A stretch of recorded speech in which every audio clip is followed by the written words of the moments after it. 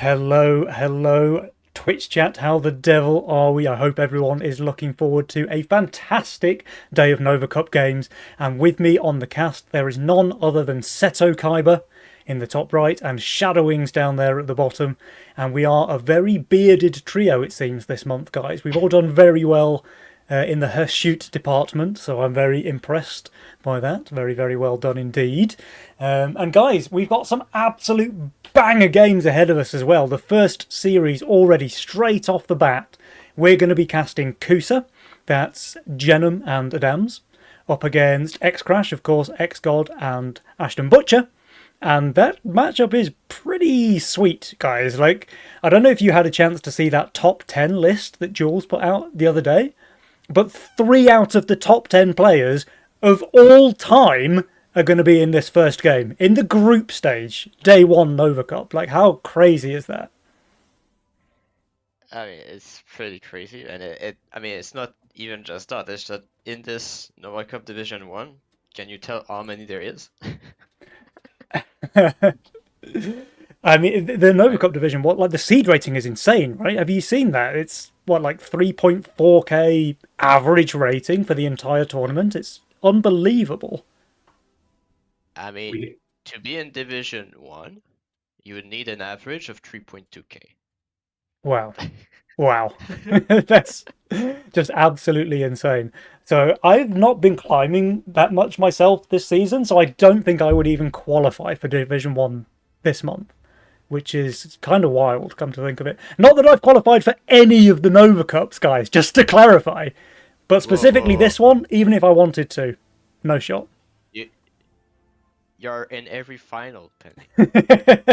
I am in every final from the crow's nest, not from not from the actual field. But there we go, and really excited to have you guys both with me here today as well. Seto has been doing a fantastic job over the years, the months, casting Division 2 and 3 in particular. And you've been here with me on Division 1 the once, but only as a duo. And it's a really cool dynamic to have you here with Shadow as well, who is obviously a very long time caster and pillar of the community. And I think we've got some incredible casting talent here for the day, which is very fitting since we've got some absolutely incredible playing talent as well, which is what we've been talking about.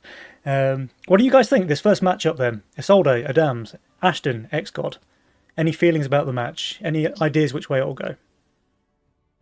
I'll let Settle talk first because I might get long.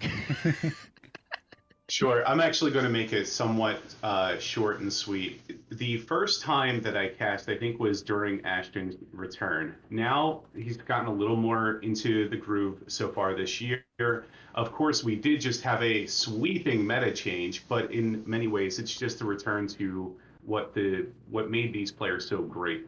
So with Ashton coming back and then switching it up, I think they'll do fine. Of course, we got Genome and Adams, two of their own kind of gods in their own right. Genome performing really well during the 1v1 cup, but Adams, I think, wasn't he the one who knocked him out? Oh, uh, I he couldn't say. Adams was I think the one who knocked him down to the lower bracket, and then I was the one who knocked him out from there. Oops. But yeah, Yeah, I mean, this you talk about the meta, and I think this matchup is pretty fitting because what we observe right now, like it's a lot of brutes, right?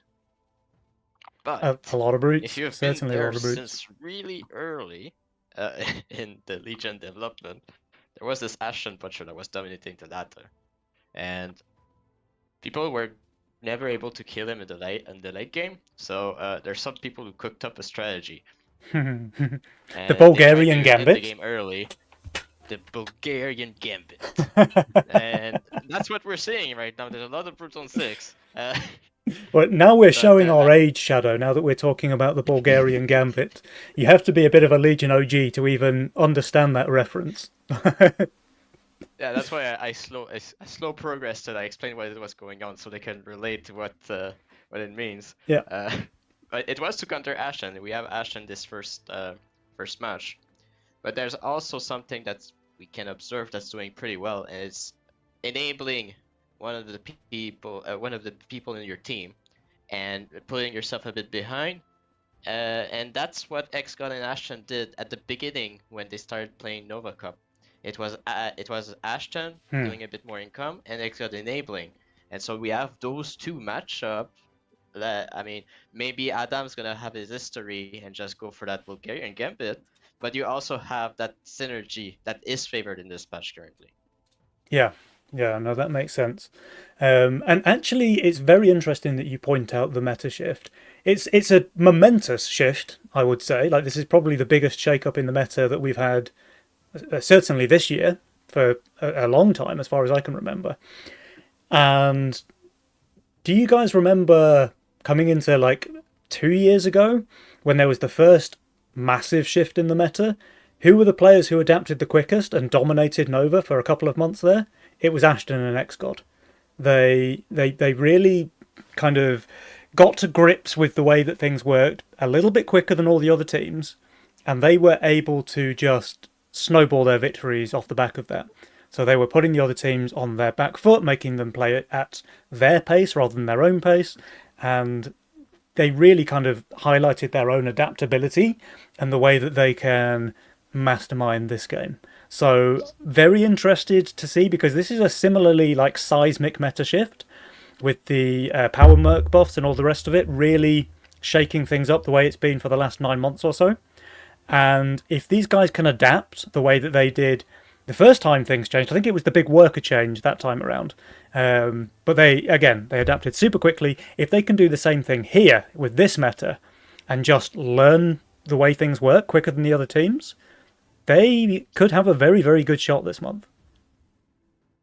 Going back to Shadow's earlier point in enabling their teammates, I think that we're currently in sort of a slingshot sort of meta where we have. Do you guys are you familiar with Shake and Bake from that popular Will Ferrell movie? Yeah, We're absolutely shaking and baking this season. We get a little bit ahead, and then we take a step back, and we let our teammate just take way the heck off. yeah, that sounds about right. A very good analogy there, Seto. But it's crazy enough that I think players still didn't settle on what's a good mastermind dispatch, because early patch they said, oh, Kingsguard is pretty good, but then there's Private Dead that said, oh, Castle's pretty strong right now, and then there's people going for the Cartel Fiesta, trying to pressure, and so there's a lot of stuff going on, and there's been a hidden mastermind behind all of this, and I've looked a little bit at the players, and there's some players, I'm not going to say who, but there's some player who did hidden scrims. So they did custom games against selected very players, interesting. and they tried some stuff. Can you give us any hints? Not about the players or the scrims, but any hints about what the hidden stuff might be? There is something this patch that is a bit stronger, and it is pushing a bit less workers to disable that early aggression. And there's some builds that do extremely well in those scenarios. Sakura, And Angler. there's a way to guarantee it. Yeah. So double lock in. Yeah, so that I sort of think thing. I Okay. think we're gonna see some. Okay, very interesting. Very interesting. Well, Very cryptic. we're getting to about that time, guys. Let's see if we've got a lobby open. And we are looking. Yeah, the lobby is open. We currently only have Adams and XCOD dancing. Okay. Well, we have Adams and XCOD dancing, and we have the casters as well. So now we are just waiting for the other players. But while we wait, there's another thing that's gonna be very important in sending order, because we discussed about the enabling part. Well, it's important to enable in the right way, right? So you need to focus the player that is the most likely to have the carry mastermind. Okay. And so if you're looking at Isolde and Adams, well, both of them kind of like redraw, both of them kind of like chaos, so both of them can take that role of the carry. Mm-hmm. Well, Exgon and Ashen is pretty straightforward what's gonna happen, so it may You be you easier expect for Ashton to Adams be and the Isolde carry, to. right? Yeah. I mean, that's what you expect. I mean, you don't often see Ashton taking that step back and not Mhm. sending one wave, right? So it's pretty rare. It happens. I don't say that never happens. Sometimes Exos pings enough time on his lane that something happens. Uh, Yeah. but yeah, I mean, there's stuff that you can't predict, and I mean, if Ekgon and Ashen wants to look their best, they need to stay true to what they're strong at, and it's putting Ashen on the spotlight. Hmm. And if this doesn't work, they've looked a bit shaky in the past when this didn't work. But maybe with Exot playing more, he did climb quite high on the ladder. So maybe there's some of the flaws that were adjusted. It's been a long time we didn't see them also. So Yeah. Awesome. Awesome. Okay. Well, given that we talked a lot about the meta, do we have any predictions from you guys between these teams? If you had to call it one way or the other. I mean, it's pretty hard. But I mean, if I'm correct with how things should be, Exile and Ashen should have a favorable matchup at least once. So I would say it's a 1-2. But unfortunately for Exile and Ashen, I think Adams and Isolde have this one. Okay. Seto, what about I'm going to yourself? go 2-1 the other direction, simply because, I mean, once trying again.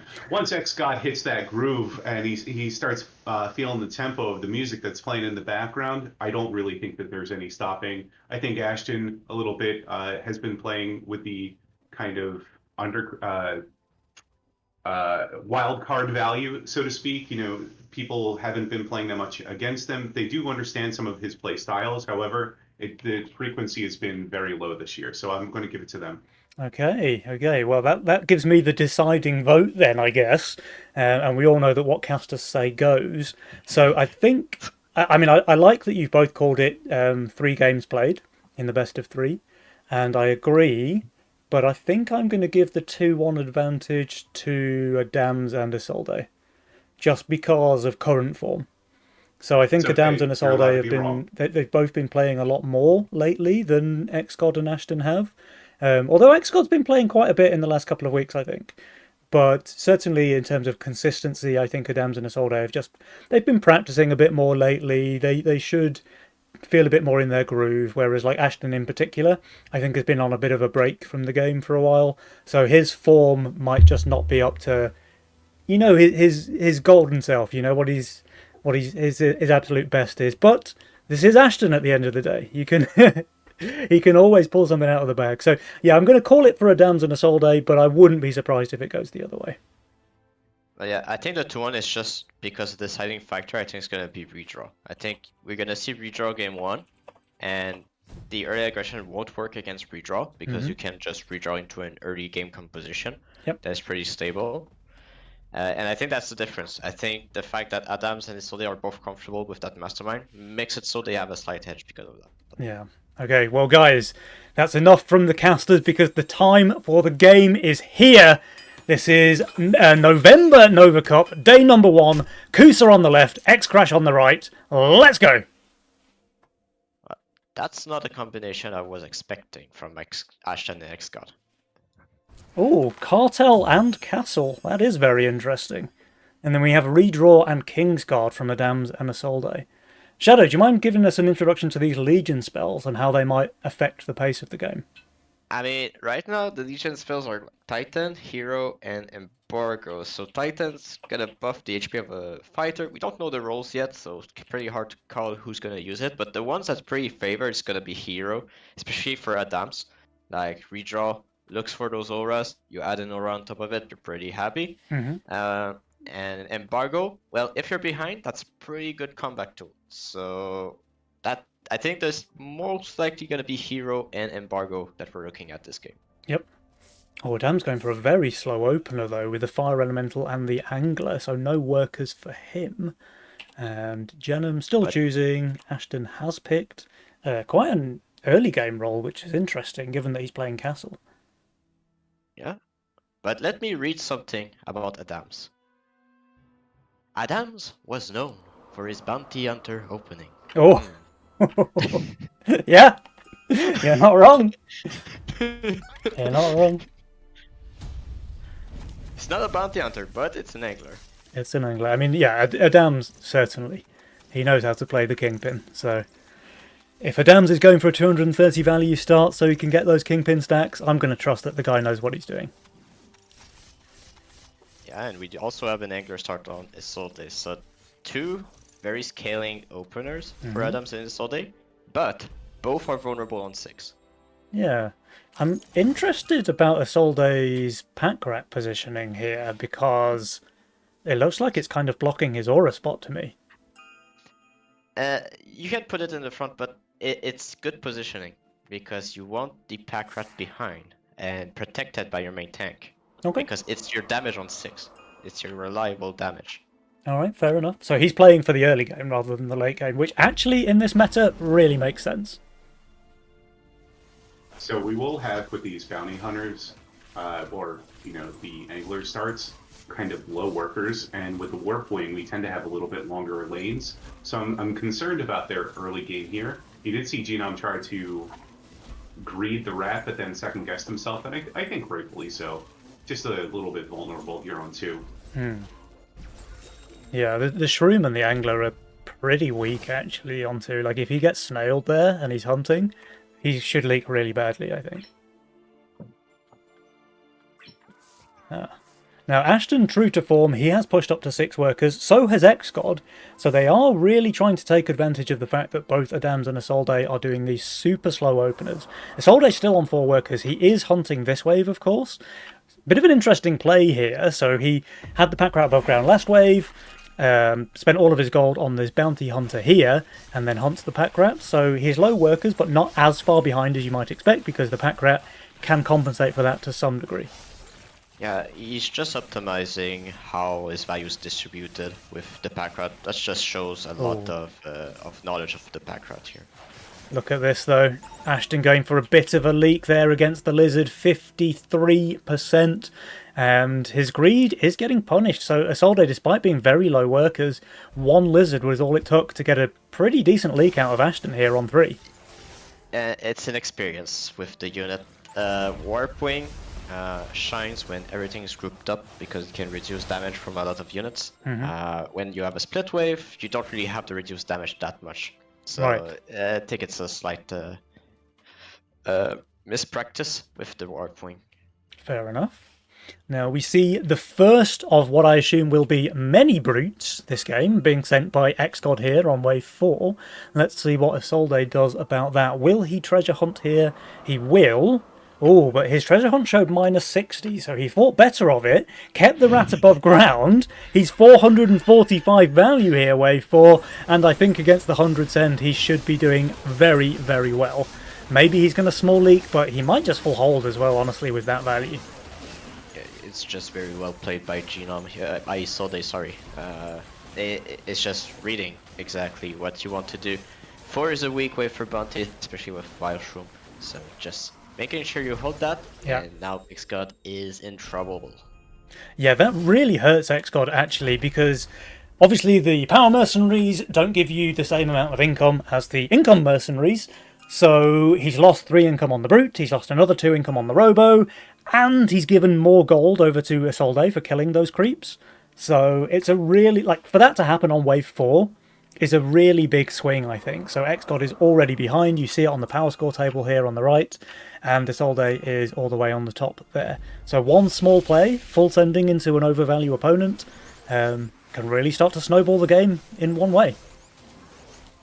Absolutely. I think we do get to see the brute answer here, the return of the original gift, and I think that for the most part XGod's going to be fine there with that hardened mudman. I am concerned again, however, about Butcher's Lane. Uh-oh. I don't think XGod's going to be Just kidding. fine. I don't think Ashton's fine either. We've got 53% for XGod, 44% for Ashton, and their king is going to be in a spot of bother here on wave 5, I think. These brutes are deadly. They don't have many king upgrades at all. They're dropping a ton of HP here, guys. But I must say, look at the value of XGod. The amount he leaked is like very impressive compared to Yeah, his value. yeah. I mean, he hardened the Mudman, right? So he was expecting maybe Income King, and then he would have just done fine. But yeah, it wasn't Income King. I mean, he's gonna try and get some damage back on wave 6 with double brute, but I mean, Genome's gonna have the DPS rat, and pair that with a warp wing. He will leak, but I don't think it's gonna be too much. Yeah, and meanwhile, Adams is just receiving a Dino Send, and he found a Berserker here with his redraw, so he would have been fine regardless, and of course Ashton only sent Income, so this is the lane to watch then. Isolde, he is on value there, 600 value for wave 6, but a lot of his value is very weak here, the Bounty Hunter, the Aquas, and it looks like a pretty big leak. Can he kill this Brute? He cannot, 82%! I mean, that's a very good counterpunch there coming out from X-God, but the fact that Adams is going to be able to cover a decent amount of this means they're not going to take anywhere near the King damage that X-Crash did last wave. I mean, they're still going down to 80%, I think, with that kind of stuff. I mean, Well, they have Kingsguard as well, remember, Shadow? oh yeah, sorry. So Kingsguard making their king a lot more powerful than the opponents, and yeah, 86% versus 58. So Jules is really happy with the way that Kusa are playing this one right now, giving them a 74% win percentage. Remember guys, that's a formula, it's a bit of a mix between economic factors, between king HP and all of that jazz.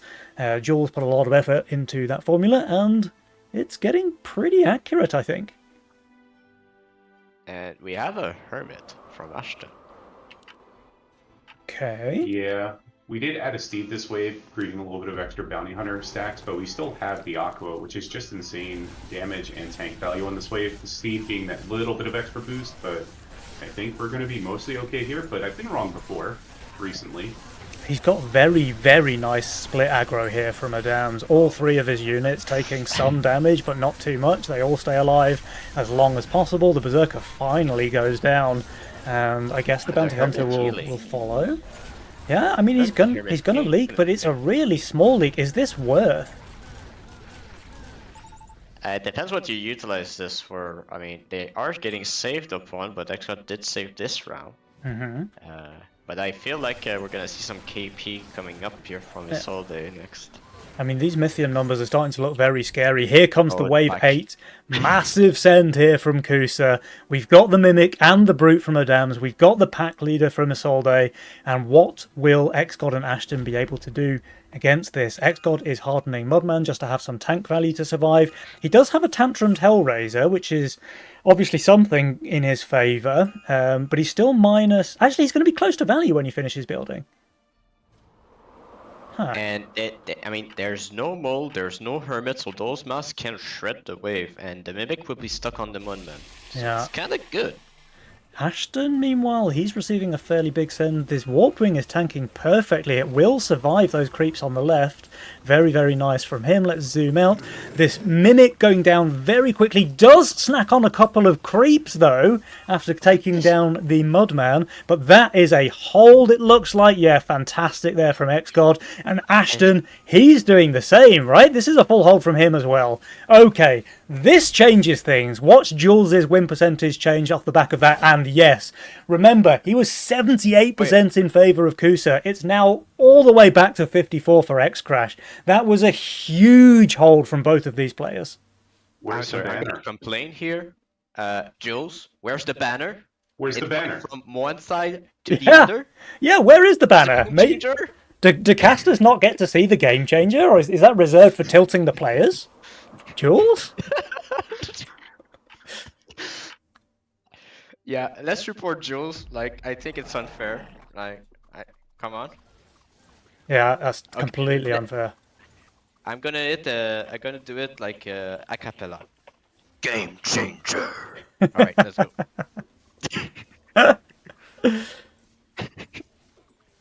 We do get a little bit of a cheeky resend here from Adams into X-God, and It's gonna work. We might get something, yeah. Not a whole lot, but I mean, it's something. Also, Adams and Isolde are both still sitting on those bounty hunters, so we see a lot of scaling coming out soon, probably. It's working pretty nicely, it looks like, actually. What was that leak percentage there? It was 33%. Okay, never mind. I thought that was much better, and then I was just playing with volume levels, so I didn't see the percentage. Alright, here we go. I must say, Ashton, at 16 workers with castles, looking pretty good. Yeah, And he's for not sure. receiving on 10. I mean, he's kind of weak on 10, but that means he's going to have the boost coming up on Wave 11 also, before receiving Ascent. Yeah. Now, Is 10 still fake? 10 is... It's a little bit more real now. Yeah. Now, the interesting thing is, so Ashton is definitely in a carry position here. 16 workers, like you say, with Castle. He has the highest income in the game on Wave 10, by the way, before that Castle power spike kicks in, so that's certainly interesting. But like I said, on Wave 1, he didn't really pick a carry role here, right? So his role is already falling off by, I don't know, like Wave 14? And Whoa. is that what you Let want me your carry stop you player to 2 have? seconds. Did you look at Lucy's game when she has Gate Guard plus an Aura? Are you going to tell me it's like phenomenally broken or something? Yeah. Because, okay, look, I think I need to take a moment to explain to you the synergy here.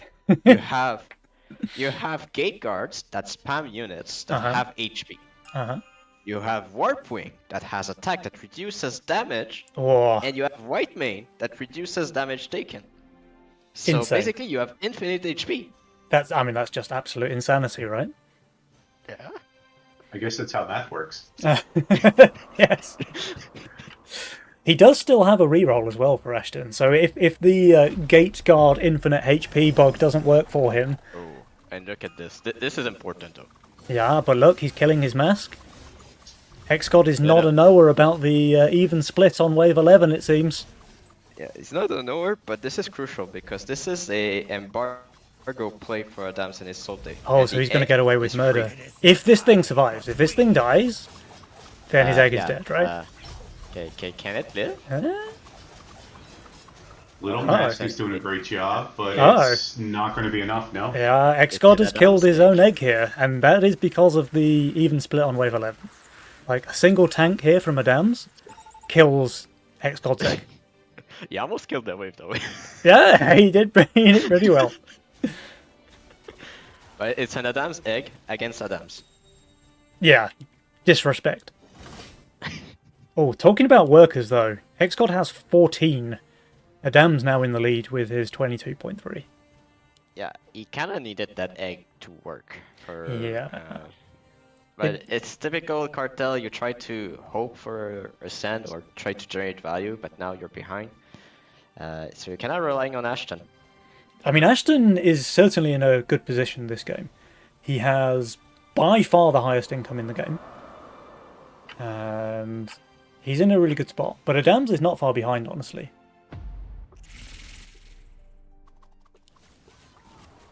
But it would be 13 or 14, the send from Isolde and Adams. I Yeah, kind of dislike both with the build of Ashton, to be honest. Well, they have their It's kinda embargo hard to send, coming I in guess. now, right? Oh, well, Ashton's going here on 13. So even though Adams has the Doomsday potential, he thinks, okay, well, Ghost Knight's a good answer to that, and he's not wrong. Yeah, I mean, his main tank is also the KP too, which we know isn't that great here. Yeah. I definitely like waiting till 14 just because you can overwhelm Ashton's board, but we could be in a slight bit of danger here. Yeah, values are not looking too great. KPs are having a lot of value. Oh, especially Isolde. Look at this board.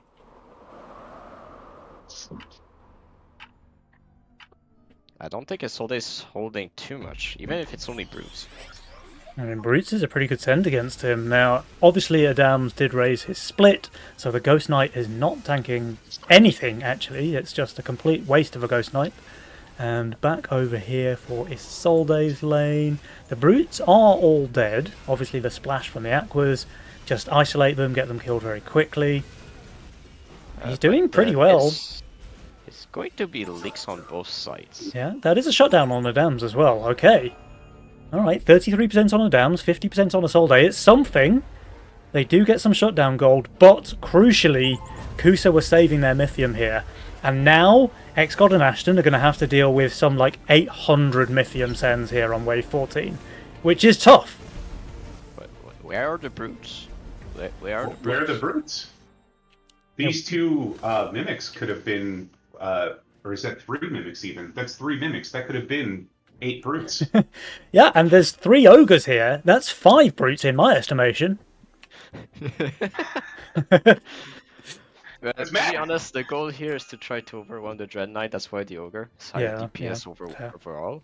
It doesn't reduce the attack speed though, so can still cook. And the idea of Mimic is because, well, we have these units, which are not gate guards, and they're pretty weak to pierce damage. True. Oh, there are the brutes. True.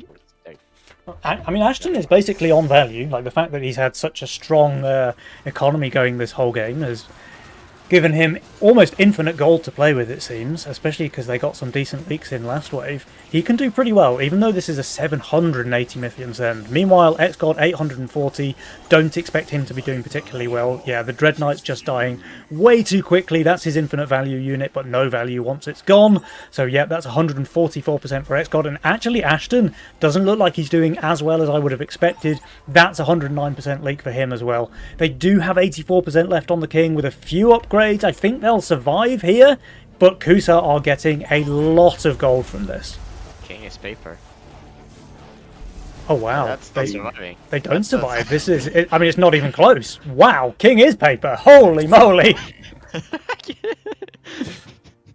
Well, okay. GG. Players were expecting it to die too. Yeah, that was a surprise to everyone. I mean, that was absolutely wild. I thought from 80% HP there.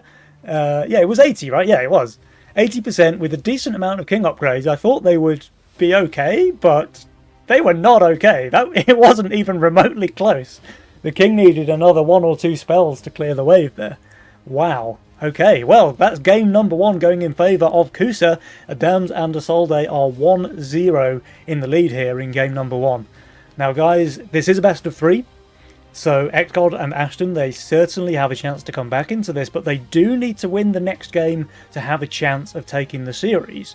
Whereas Adams and Isolde, obviously, these guys are on match point now. That's our prediction. Shadow was 2-1. Your prediction, Seto, was 2-1 in the other direction. But for all of our predictions to come true, Xgod and Ashton have got to win this next game, right? Because we all called 3 games played. I partly called 3 games because I know that the games are a little bit shorter today because of the changes. However, does that mean that I'm going to take any of this back? The answer is absolutely no. Yeah, reasonable. Very reasonable. The game was not that short, right? It still went to wave 14. And given that I've been having a lot of ladder games end on like wave 6, I think wave 14 is pretty good innings here from these guys.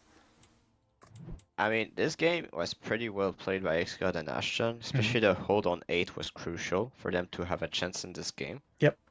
But then it's just having Hero over Embargo makes it so that it's very crucial that you don't mess up the send between 10 and 13. And Income King on 11 exposes you to some dangers, right?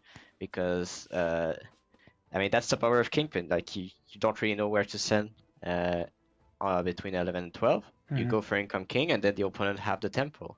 And that's part of the issue. The other issue is that Ashton didn't really have damage in his role and decided to not use reroll, maybe to use to YOLO or stuff that doesn't use too much rerolls. Yeah, but I mean, what do you think he could have found there on 14 to save the game? Doomsday, I suppose, but maybe that's it. I can't really think of anything else that maybe would have saved him there. So I mean, the thing that could have saved him is to put the white main on a circle of gate guards, which he didn't do. Okay. You heard it here first, guys. White main gate guards, infinite HP bug. Heard it here first and second. My goodness. Absolutely. Right. And what do you guys think Xgod and Ashton need to do differently here in game number 2? Because we're all rooting for them to win, right? Regardless of which team we think is taking the series. We need them to win for the best of 3 to be played out. So what do they have to do differently? I think it's just respect pack rats. Hmm. And just accept that early game is pretty hard to break the pack rats, especially with someone skilled as Genome with it. Yeah. Yeah, there were a couple of cope sends there from XCOD into Isolde, and of course, every time pretty much he sniffed it coming and his pack rat was above ground. And then we saw it on wave 4, right? There was a brute and a robo sent from XCOD. That's -5 income for XCOD for the rest of the game. So that decision there, wave 4, cost him 50 gold. Remember, the game ends on 14. That's a lot of gold. That's a whole worker. And of course, on the flip side, Isolde gets all of the extra gold from killing the brute and the robo. So like it really snowballs over time. And that can certainly impact the way that the game goes, because this was a pretty close game. It was very back and forth. We saw it with Jules's prediction, right? Going from one team massively favoured, the other team favoured, and back again, until eventually winning on 14. But when a game is so close like that, these split-second decisions can really have an impact on the result. I would like to see Ashton and XGod kind of keep their finger off the trigger for just a little bit longer, see how the roles are playing out. They can save their Mythium and, even skip if it looks like, there's a shot, but it's also okay to just ink King if it doesn't look like that opportunity is coming as well. Yeah. They were very committed to the power marks, which is awesome. Just wasn't awesome that time. Yeah. Thing to note, it's a conquest, so no redraw and no Kingsguard. Yep, that's right. Only our 2 best masterminds. Yeah.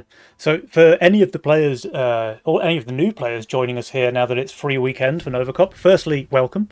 And secondly, Conquest format in Legion works in a way where once you've won with one mastermind, you can't pick it again for the rest of the series. So Adams and Isolde, they've used up redraw and they've used up Kingsguard, so they now have to expand their pool. But guys, without any further ado, game number 2 is here. So let's see, can X-Crash bring it back, or will Kusa steamroll the series 2 games to 0? Let's find out. Game number 2. Ashton, champion. Jules favored already, and we have Potamask. I mean, Double that's just Jules. absolute beast mode, isn't it? Ranger. That's just absolute beast mode. Like, look at this, guys. It's game number 2. You're 1-0 down. You have to win this one. What does he do? Megamind instantly into champion, into Potamask. Like, this guy, what a machine, man. And for Isolde and Adams, we have Cartel and Greed, so stable mastermind. They want to get through the early game. Yeah. And it's gonna be redraw on XGod. Yeah, I mean, XGod doing classic XGod things of trying to troll the casters with his 7 pack rat build. He's either trolling the casters or he's trying to knock Toho off of his top game that he's had for a month. 4 months. I think he wants to knock out Toho. Yeah, I think that's fair to assume. Yeah. But Ashton goes for the nightmare. Oh wait, he went completely haywire with the build. Wow, I didn't expect. He didn't pick Potamask. This roll looks a lot worse than what I thought he would pick. Like, it's looking quite clunky, no? I mean, A with little Pota and clunky. Champion together would have been pretty nice, and I was like, Yeah. damn, you have Ranger for 10 also, and like, how can you stop the mask spam after that with Daphne? But just look at how he has to play this early game, right? Because he has no units in between Buckler and Nightmare. So he's got a 50 gold unit, and then he's got a bunch of 200 plus gold units. He's going to have a really rough early game. He has to re-roll very soon, I think. He did already show champion as well, so like another card that was hidden is now yeah, revealed. Yeah, true. He could have hidden it, like Could have for hidden it. 3. Yeah. He has re-rolled right now, by the way, so it looks like he was just waiting for wave 2 so that he could re-roll without finding any tier 1s. And we'll have to see what he finds, because this initial roll that he's picked, I think, is quite bad, honestly. I mean, what is he looking for? Like an arcane tank, maybe? I mean, he's looking for something in between 50 and 200 gold, like, so that his early game is playable. I didn't see any unit changing. I mean, you can focus on the game and look at his role, and it's not changing currently. Okay, meanwhile we have Isolde with the Crusher Harpy start, Adams on the Berserker, and this time it's X-God's turn to play redraw, so he will be able to have a decent number of units here, and he's already used 4 of those rerolls though, so that's 4 gold. Here we have a Robo coming out, Seto, with a ping into Adams' Berserker, but Adams drops the Sea Serpent. He should be just fine here, I think. Yep, he will be. The Robo and 4 creeps will go on to the Serpent. I can say there was nothing in the reroll of Ashton, because he just changed his tier 1 for a 40 gold unit. Yeah. Huh. I mean, I don't know, man. His Potent Mask roll looked pretty darn good, and now he's playing this clunky stuff here. I don't know, Ashton. Let's not dismiss it. I mean, yeah, okay. I mean, okay. Enough yapping about Ashton's role. Let's talk about this action here, because we've got Adams leaking 33% to the Robo, while we have Jenem Waldoing there, 50-odd% leak to the DT. Just how bad do you have to be to leak to a DT on 3-on-3-on-3? Isolde leading the way here, it seems. Okay, so Ashton's role aside, if we just we'll just park that for now. They're actually off to a really good start here in game 2, right? We've just had a pretty sizable leak there against Kusa. First blood, taking 13% of their king's HP. And yeah, if you're an X-Crash fan, this game's off to a good start for you. I'm quite surprised. Look at the build from Adams. I'm surprised this leak on 3. Normally it's quite stable, but it's just the Robo difference. Like, the Robo just means the Serpent is just not able to kill him. Yeah. I can actually hear Dan in my ear yelling at me for not having the Serpent on the opposite side of the lane for the Berserker on 3 there, but, you know, that's past worries. I think that's probably one of those things where it's better on wave 3, but then like worse for the rest of the game. And actually, yeah, okay, so Ashton's found a way to make his role playable. He just shifted all of his gold on wave 4, drops this antler here on wave 5, and should be... Well, he's now okay until wave 7, right? I mean, antler is very good against magic damage, right? Yeah. We've got the imps coming in. The Nightmare does not tank anything. The natural creeps are tanking all of the imps one by one. But his champion Nightmare is really dishing out the deeps here, it seems. He's doing very well. It's kind of a trade-off, right? Yeah. It's just a trade-off at this point. It's a trade-off, Shadow. Come on, man. And Adams leaks again. This was 100 Sen, though. He did extremely well here. Ashton also did extremely well. So both teams... kind of handshake gaming this time, but with power mercs. Having said that though, Isolde, he leaks once again to the smaller send, and that is even more king HP being shaved off on the side of Kusa. They're dropping now all the way to 69, very nice. Still going though. Man, Paper King is real, 59% here. Jules very, very happy with the way that X-Crash are playing this one. Yeah, and I mean, we have to say how reliable redraw has been in those 2 games. Like, the redraw player rarely leaked. Yeah. And now you have those aggressive mastermind like Cartel and Greed that have more income. And like, the build from Adams is a well-known build. And he's still leaking on those expected wave, but now, when you're leaking small, it has impact with those power mercs. Yeah. Oh, speaking of power mercs, here's another brute. These guys are just absolutely addicted to the little green guy. And X-God, he is plus 20 value here on 6, but his units are not ideal, that's for sure. We'll have to see how well he does here. I think value might just be king, it seems. Yeah, I mean, also sniping the brute does help. Yeah, definitely does. Increase your DPS. Yep.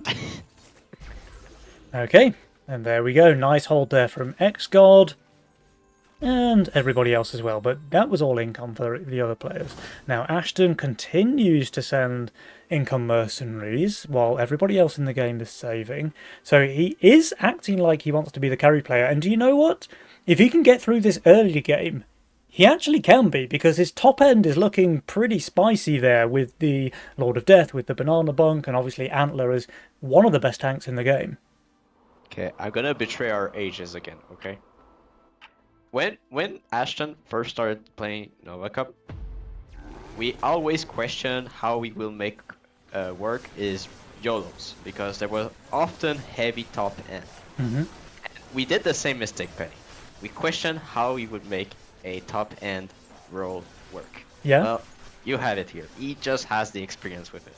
Yeah, I mean the guy is just a machine, right? Like he is on another level. That's why he's number 2 player of all time in Jules' list. Oh wait, no, that's Drakir, right? Ashton Yes. was number Ashton 3. Yes. Drakir, my apologies. I knocked you down a spot there. Yeah, Ashton, number 3 player of all time in Jules' big list. Very exciting. So we did see Genome here, or Isolde, sell his with Fire Archer here for last wave, just to keep his Harpies alive, so he didn't get as much of that J split and wrapping around. Mm-hmm. I don't know how we're going to do later on with that lack of gold and kind of that, like, it is a decent chunk of DPS that's going to be missing now. Yeah, you're not wrong.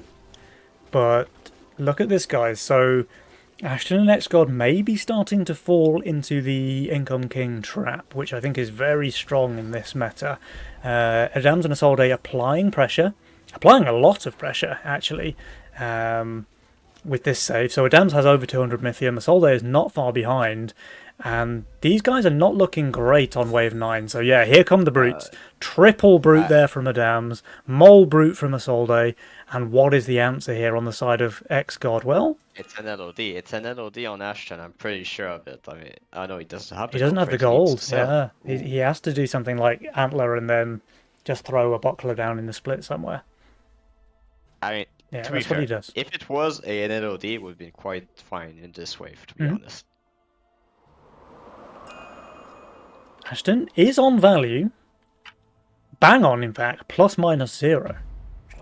The send is big, though. 260 Mythium for Ashton, 240 for X-God. Will either player be able to hold this brute smash after all? I mean, No, this no, Banana no. Bunk is just absolutely They are perfect for Ashton. friends, and they give hugs. Yeah, they do. That bunk placement from Ashton was absolutely godlike. Yeah, This- the DPS coming out of that bunk was actually really beneficial. The one time you kind of want to see that DPS bunk, we definitely earned it there. Yeah. I mean, it was just a DPS bunk, bunk, but it it's was just a- tanking as well. This is perfect. Ashton is just a machine. Holding on value. What a monster. I mean, that's the thing. Like the bunk, you see people placing it to tank because you want it to tank, right? But the way Ashton placed it is just tank the split, right? Just Yep. drag the split into it. Yeah.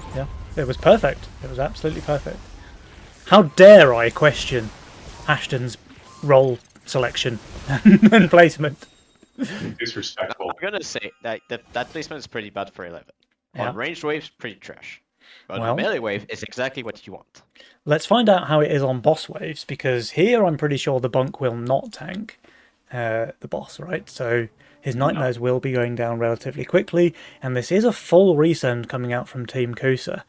Ashton and X-God do not look great here, and X-God is not sniffing. He's keeping his pack rat below ground, which could very easily cause him to leak here, I think. He's looking quite weak. Yeah, he doesn't really have the units for this wave, and neither player really has an upgraded unit yet, some kind of carry unit. Yeah. So we are a little bit sus here. We're also behind on workers too, which is really sad. Yeah, and here, as we said, the bunk placement, which was so good wave 9, is so bad wave 10. This is a 63% leak here for Ashton, and X-God, he's doing a little bit better, but this is still going to be a decently sized leak from him, 32%, and yeah, they're going to lose a pretty healthy chunk of King HP here, I think. It's not too terrible because it's max HP now, so it's consistent damage towards the bosses. So it's not too bad. But it's when you're reaching for those power mercs now, it's kind of slow. Yep. Speaking about reaching for power mercs, here comes the counter-attack now from Ashton and X-God. Ashton going for Witch and Robo instead of a Four Eyes. instantly punished here by Isolde, who did just perfectly get enough gold. Look at this, 0 gold for his Banana Haven. So Four Eyes would have been really good against this. We'll have to see if Isolde's build is strong enough to hold here. Yeah, unsure about the witch decision, but I mean, maybe the logic was because of these.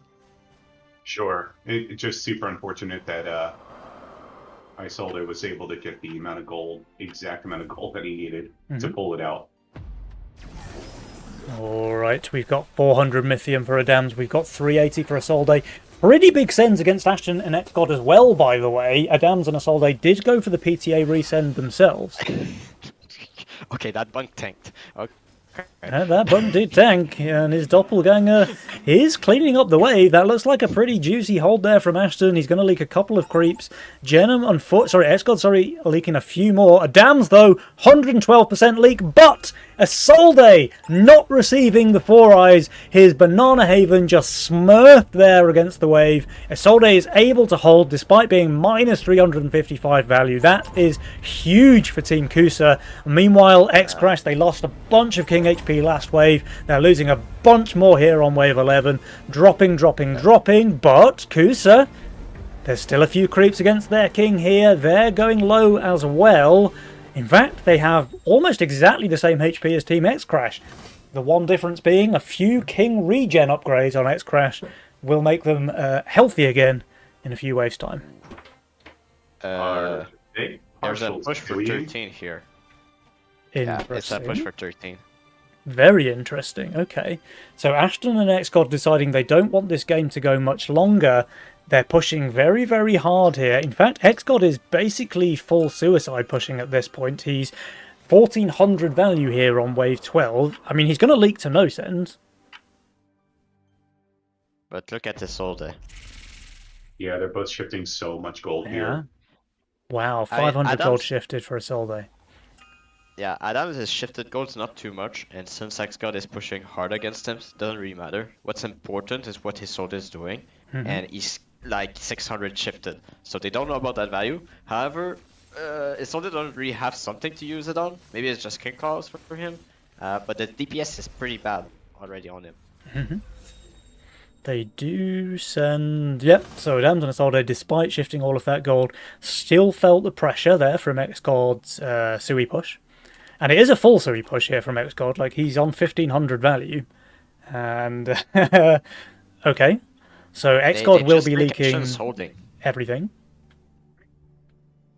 You know, if Adams and Isolde hold here, I'm going to blame stream sniping. You know, like, there's no other possible answer. Agreed, yeah, agreed.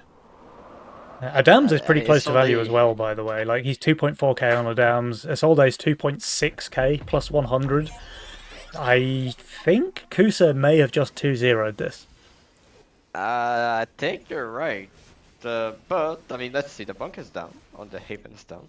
Can Ashton hold first? Yeah, Ashton needs to hold. If he doesn't, then everything else is moot. X-God leaks 130%. Ashton, it seems, is not holding. And yes, that is very unfortunate for any Game 3 enjoyers, because Kusa have secured victory here, 2 games to 0, and they will be going through to the upper bracket. It's not all over, though, for X-Crash. If you're an Ashton fan, he will get another chance to play in the losers bracket. So he might still be able to make it through to the finals tomorrow. We'll have to see. But until then, that was phenomenal play there from Adams and Isolde. So very, very well played from Kusa, and a well-deserved spot in the upper bracket match, which we will see pretty soon. Do we have the other series still ongoing, though? I'm gonna tell you that in a second. I'm gonna check if they reported the score. Who's in that other series? So the other. They haven't reported anything yet. Who's in our bracket? So they might be in the game. But I want to say, like, this game, it went under the radar, but the ball was on Adams and Isolde. They go on 9. Doesn't really work too well against Ashton. Just say, we're gonna resend 10. It worked. And then we're gonna go aggressive and we're gonna resend 11. And it's just though this sequence is what made it so it's possible for them to make it so close and awkward for Ashen and Xcot to maybe force a play on 13. And they decided to go long, and when they saw Xcot value on 12, they said, okay, let's just send and we're gonna hold. So finds Rem Pam Pam and Brute Brute Mother Hecker is still playing. Oh, cool. So maybe we can hop into that match then. All right, let's see. Spectate Fine. And we'll see. Yeah, okay. So Fine won his first game against Slickens and Quacker. And we don't know how this game number 2 is going. Let's pop that over here. All right, So we're many joining brutes on wave 13. 14. There's a lot of 14. brutes coming out. Can Slickens and Quacker survive this? They're not sending. They were saving their Mythium. They need to survive here. They don't have too many king upgrades. Oh, wow. Quacker killed all of his DPS. That wasn't just one Sky Queen, that was 2 Sky Queens, 2 Harpies and an APS. That's all of his damage killed. Slickens, he's leaking 132% as well. And for any Game 3 enjoyers, it seems today is not your day, because Fine versus Slickens, this series is 2-0 in favour of Fine and Pavided as well. So Ram Pam Pam will be facing off against Kusa in that upper bracket match, which will be coming right up. Victory. Well, that was an exciting spectate. My bad. Hey, all good. It was worth it. We can't know before we join that the game is immediately about to end, right? But hey, okay, guys. We thought this would probably be the quickest Nova Cup of the year due to the meta changes and how early game aggression is so strong right now. And it looks like that might be the way things are going, because the first series is already wrapped up here in Group A.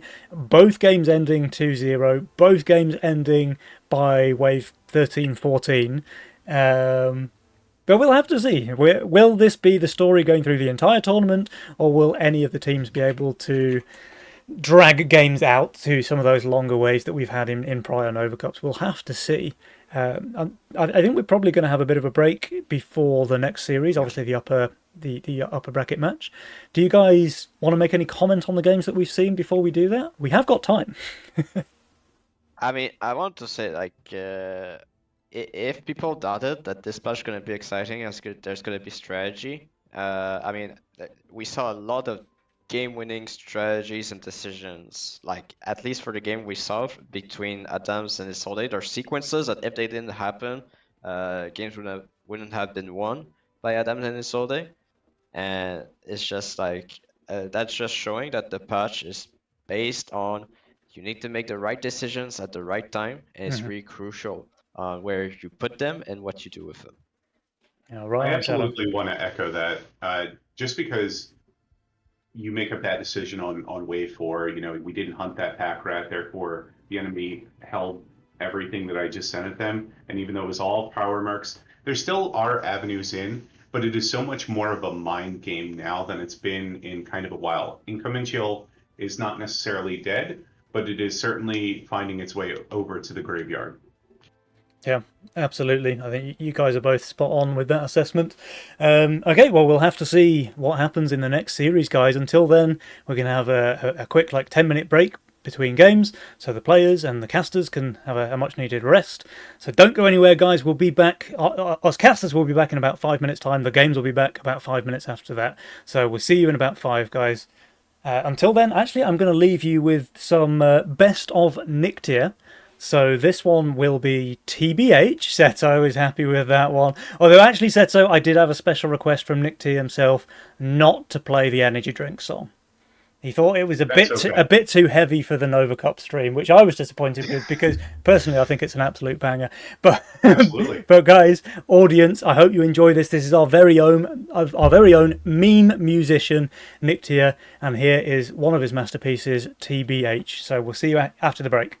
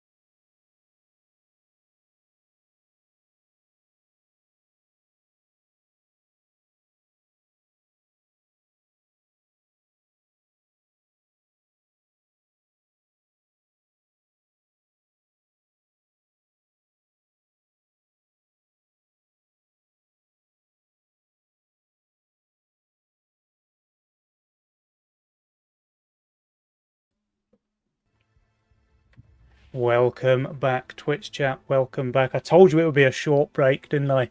And guys, we're going to have a pretty exciting match. I mean, all the matches today are going to be exciting, right? They're all going to be very fast and aggressive. Green Spirit would be proud, I'm sure. This match is going to be no exception. We will get to see Kusa once again. That's Isolde and Adams, who we just saw their dominating performance against X-God and Ashton. They will be playing this time against Team Rampampam. That is none other than Fine and Povided. A team who I believe have won 2 Nova Cups so far this year already, back to back. Yes, that is correct. I think they Yes. might be the only team who's won consecutive Nova Cups this year, in fact. Unless I That's correct could also. easily be wrong on that. I can't really I believe remember you're what I right, had for I breakfast believe this you're right. morning. Never mind what happened months ago. But I think they might be the only consecutive champions this year. I think we might also, see it happen again too. Who knows? Who knows? Who knows? And this match knows? is no exception to the top 10 list. Obviously, Adams we already talked about, but Fine is on there as well with number 10 on the list. And he certainly deserves that spot. Fine. I mean, Pavided, his tournament partner, before we go anywhere further with Fine, is also phenomenal. These two play exceptionally well together. I'd say probably the reason that Fine earned that top 10 spot is because not only does he have all It's of the this story. extremely strong tournament performance with Pavided. These guys, remember, they dominated the Division 2. Then they upped their game. They kind of drank the magic potion and started dominating Division 1 as well. But Fine in particular has just been killing the ladder for most of this year, it seems. He's been right up there at the very top all year round. Pavided has just joined him lately, actually, taking the top spot. But yeah, Fine has just consistently been there all year round. And not only that, but he's also been one of our most consistent streamers for the last 6 months or so. Just keeping that Legion scene alive, which we love to see. So big up to Fine for that, big respect. And he's certainly earned that spot on the top 10 list, I think. Correction, when he was in Division 2, he wasn't playing with Pavided. He was Pavided with is only when he Gepennen, reached- right? Yeah, Yeah, with Gepennen. that's right. When he played with Pavided, it was for Division 1, and Yeah. when he plays for with Gepennen, it was for Division 2. Division. Understood. Well, thank you for the correction there, Shadow. Gepennen certainly shouldn't be left I'm out of sorry. the equation. No, you're right. You're right. Gepennen deserves his credit. But yeah, so we have 2 of the top 10 players of all time facing off against each other in this match, and we will have to see, will Rampampam be able to give Kusa more of a run for their money than X-Crash were able to in the first series of the day? What do you think, guys? Any predictions? Unfortunately, I think that stylistically, it's not very good for X-God and Ashton. I think that X-God and Ashton relies on getting an advantage early. Let me and just... getting an advantage. You're talking about the wrong team, Shadow. X-God and Ashton are in the lower bracket. We're going to be watching Oh. Kusa versus Rampampam. Oh, sorry, yeah. All good, all good. Sorry. It Rewind? should be close then. Yeah, It- it should be close then. It should Yeah. be pretty close because they're both playing for late game. I mean, that was my point. Is because Fine and Pavided are not very easy to break early, and they always play for late game. It reflected on their mastermind choices and their matches against Slicken and Quaker. Yeah, you're not wrong. Hold on. Setso, do you have any thoughts yourself as well while I'm fixing this scoreboard over on the other screen? I do, as a human, have thoughts myself. So basically, I love the fast and aggressive gameplay from Fine. I love watching them stream because they'll just pick a mastermind and go ham on that all day. Today's a YOLO day? Fine, screw it. We're doing that. And I admire the hell out of that because I have too much ADD to enjoy doing something more than once in a day. Amazing. Okay, well, in terms of my own prediction then, I mean, I already cursed game number 1, but I still have to say it again. I think this will be 3 games played. I think the teams are too close for it to be a 2-0. I thought that about the first series as well, but maybe Ashton just... The fact that he hasn't been practicing lately just came back to bite him, right?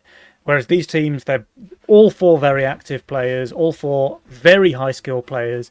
I just don't think one team will take a 2-0. I think it'll be 2-1, and I think it's going to go Rampampam. That's my call. 2-0 for me. I'm just saying. Okay. Too well.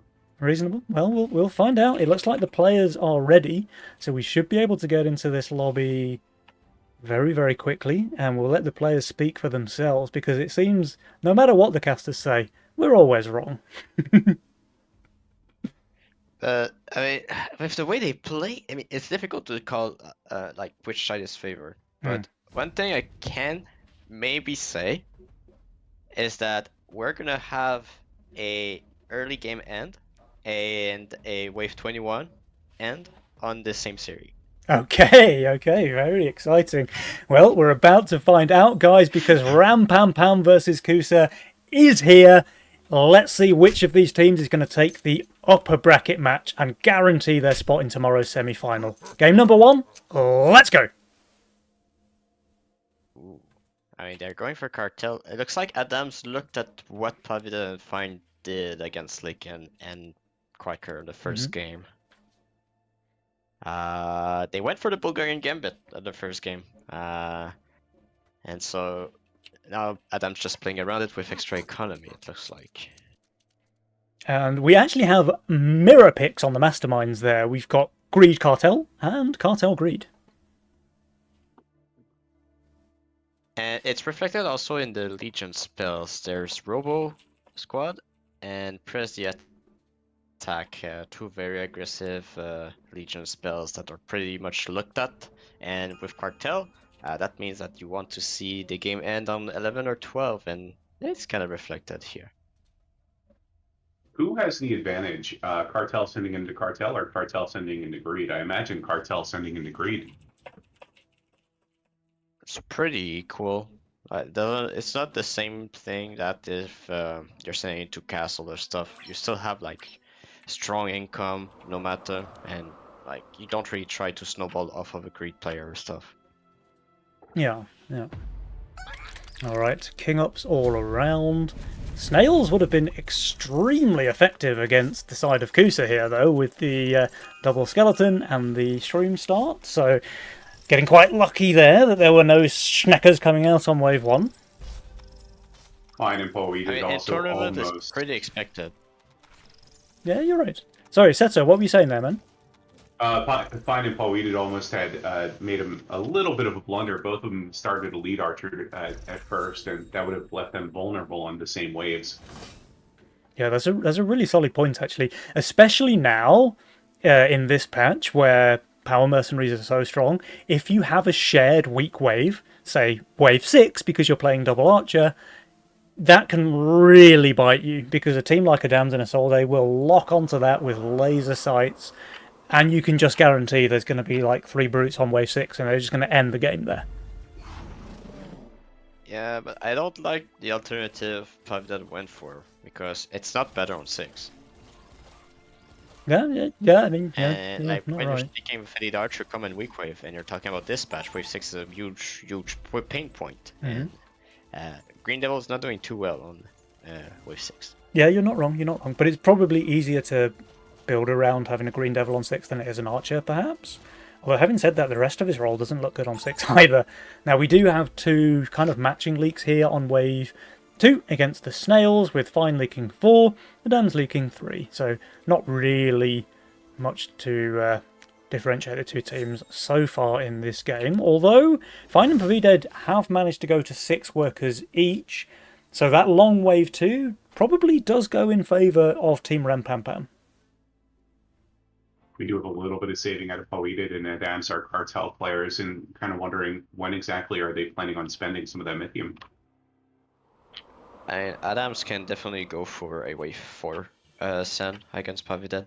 I think it's the obvious one. I mean, he can go straight to 6, but that's unlike Adams. He would prefer to just send a bit here and maybe resend on 6. And Pavided will surely send here on 4 as well, right? Like, he's feeling the pressure from Adams, he's really far under value. I can't see Pavided saving any longer than wave 4. I will see. We can't be surprised because it's still a very strong unit on 4 on the side of Adams, so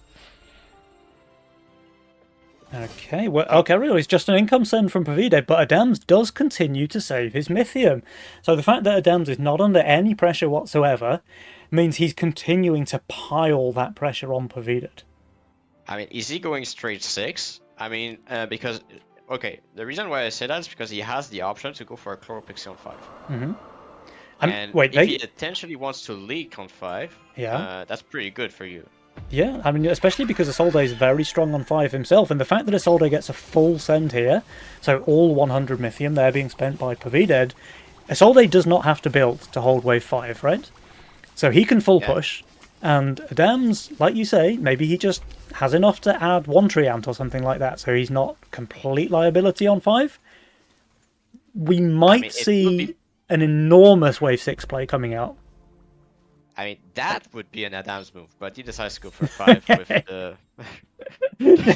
Shadow, we can't, man. It's impossible. I mean, We just spend all of this time like theory crafting this surgical wave 6 strike, and then they just send on 5. Okay, that's it. I quit. I give up. I'm going home. No, but it makes sense also to go 5, like, because maybe he expects the league to be too hard on wave 5, but it would have been super interesting to have a Chloropixie, extra Mythium generated, extra time also. Yeah. Like, it would have been a very, very good setup.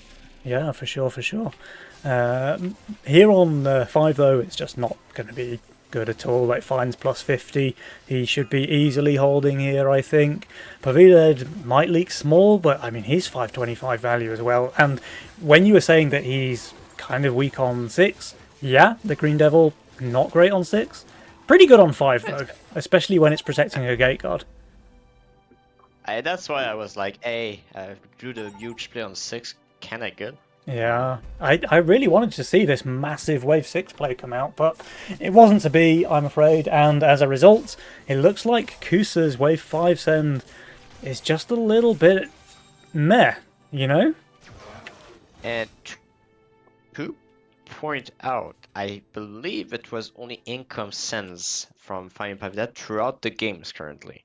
Yeah, and you can see that in their So- income, right? Like Fine is leading the pack in terms of his income while playing Greed, so he's ahead of both of the cartel players there, including his own teammate. But Pavide also has 80 Mythium, so the fact that Pavide is a little bit behind, sure, he's got 24 saved up there. Okay, I did not touch on that, but Fine and Pavide are doing what I had in my notes. I'm gonna Okay. read it Which to you, is okay?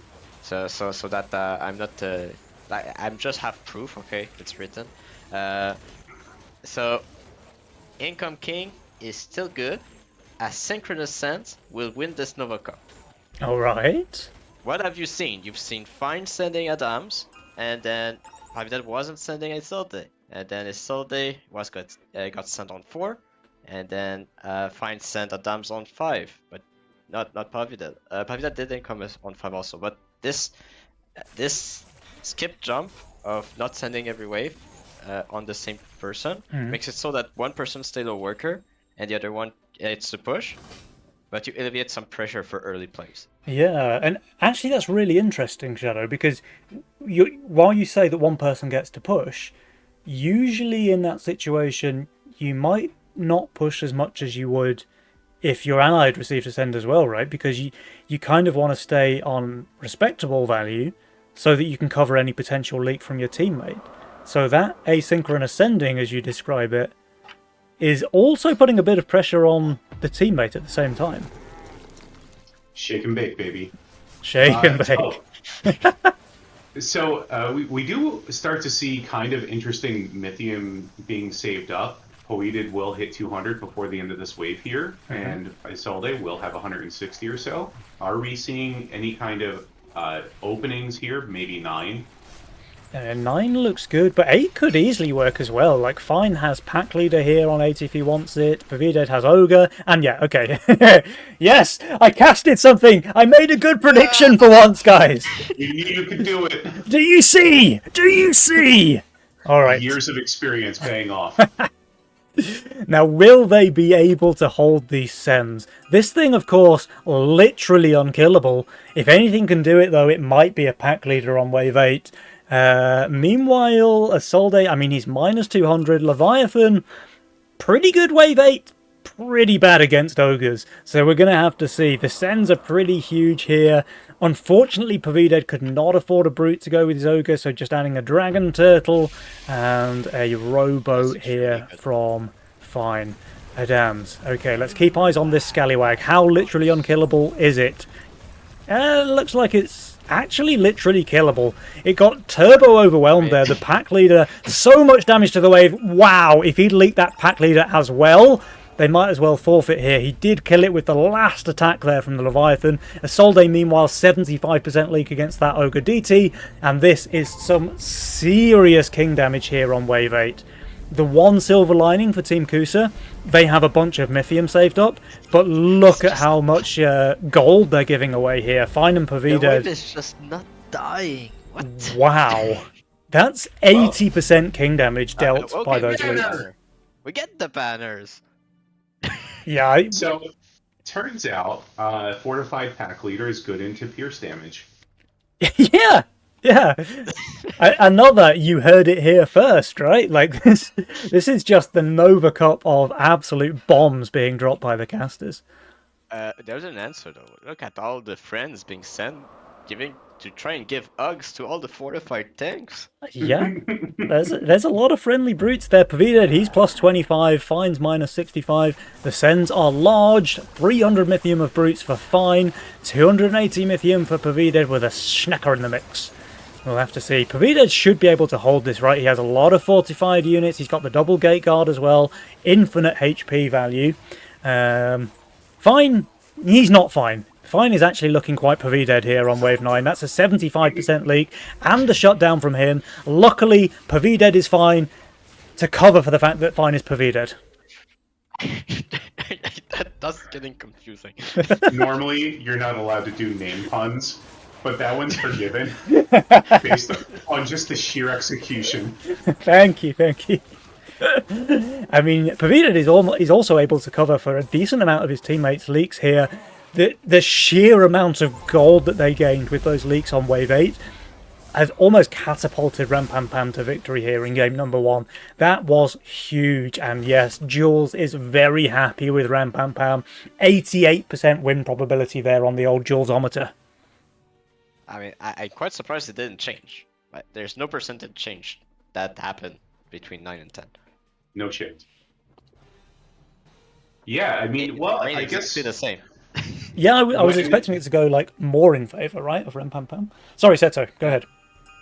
well, I don't remember what I was going to say now, but when you have an 88% win percentage chance and not much happens, like, okay, the other team gained a little bit benefit, the odds are still going to be favoring you. So, Yeah. I mean, I guess we didn't need it to change that much at all. Yeah, you're right. And maybe the fact they got a shutdown as well, right, to keep that 12% win chance for Kusa. Oh, they're trying something fancy here. They're gonna full push here to no sand, and gonna go Okay. aggressive. Well, not full push, but push a little to no sand. Oh no, they did sand. Alright, they did push to sand, and they're gonna go for aggression. All right, there are two aggressive spells here. We've got Robo Army and PTA. Adam's going for the Robo Army, and Robo Army is the most value right now. Obviously, it's 50 Mythium for the spell and another 40 Mythium for the Robo, so pretty strong. Fine and Pavided, I mean, they are undervalued here, and Fine is placing a Millennium. He is hardening though, so not caught completely unawares. Who's hardening? Fine. That's not hard. Titan. Oh, that's just Titan. Oh, it's just Titan. Okay, okay. Okay, they look the same. Come on, let me off on that one, guys. Absolutely. But the fact they took Robo Army in the case they want to go for repeat aggression, and I wonder where that will come. Yeah. I mean, they can see the values, depends right? on- Like, if they don't leak too badly here, Fine is leaking not badly, but enough. He's feeding another shutdown as well. And Adam's leaks no send, meanwhile. Pavida at 50%, so they're going to lose a bit of King HP, but I think Team Kuso needed a bit more from this desperate play. I mean, it's good, it's worked for them, but they just needed a little bit more to come back into the game. Yeah, I mean the play here, it's hard to make. It would have been Isolde's continues pushing and go for a recent on 12. Mm-hmm. And if I say, oh, they have Archer, right? But that's the thing. You send on their strongest wave because they don't expect it. Yeah. But that's not going to happen, and they full prepare for 12 anyhow. Well, here's the thing as well. Like Ram Pam Pam, they kind of understand the situation they're in. They're miles ahead. Adams and Assault have gone for a desperate play with the full push into Wave 11 send. So all they do is not push a worker. So Fine, Pavidad, both really high value, both playing it safe, which is what they need to do when they're so far ahead.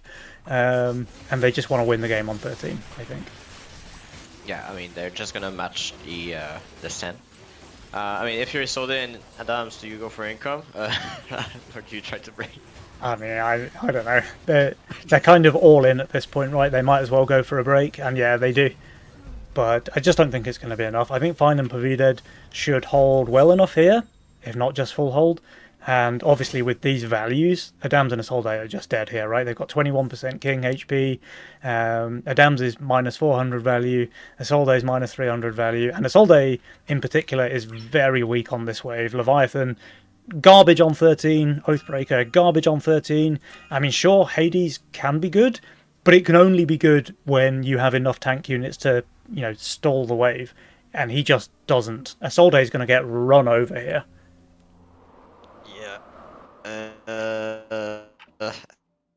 It's not looking good for the 2-1 prediction.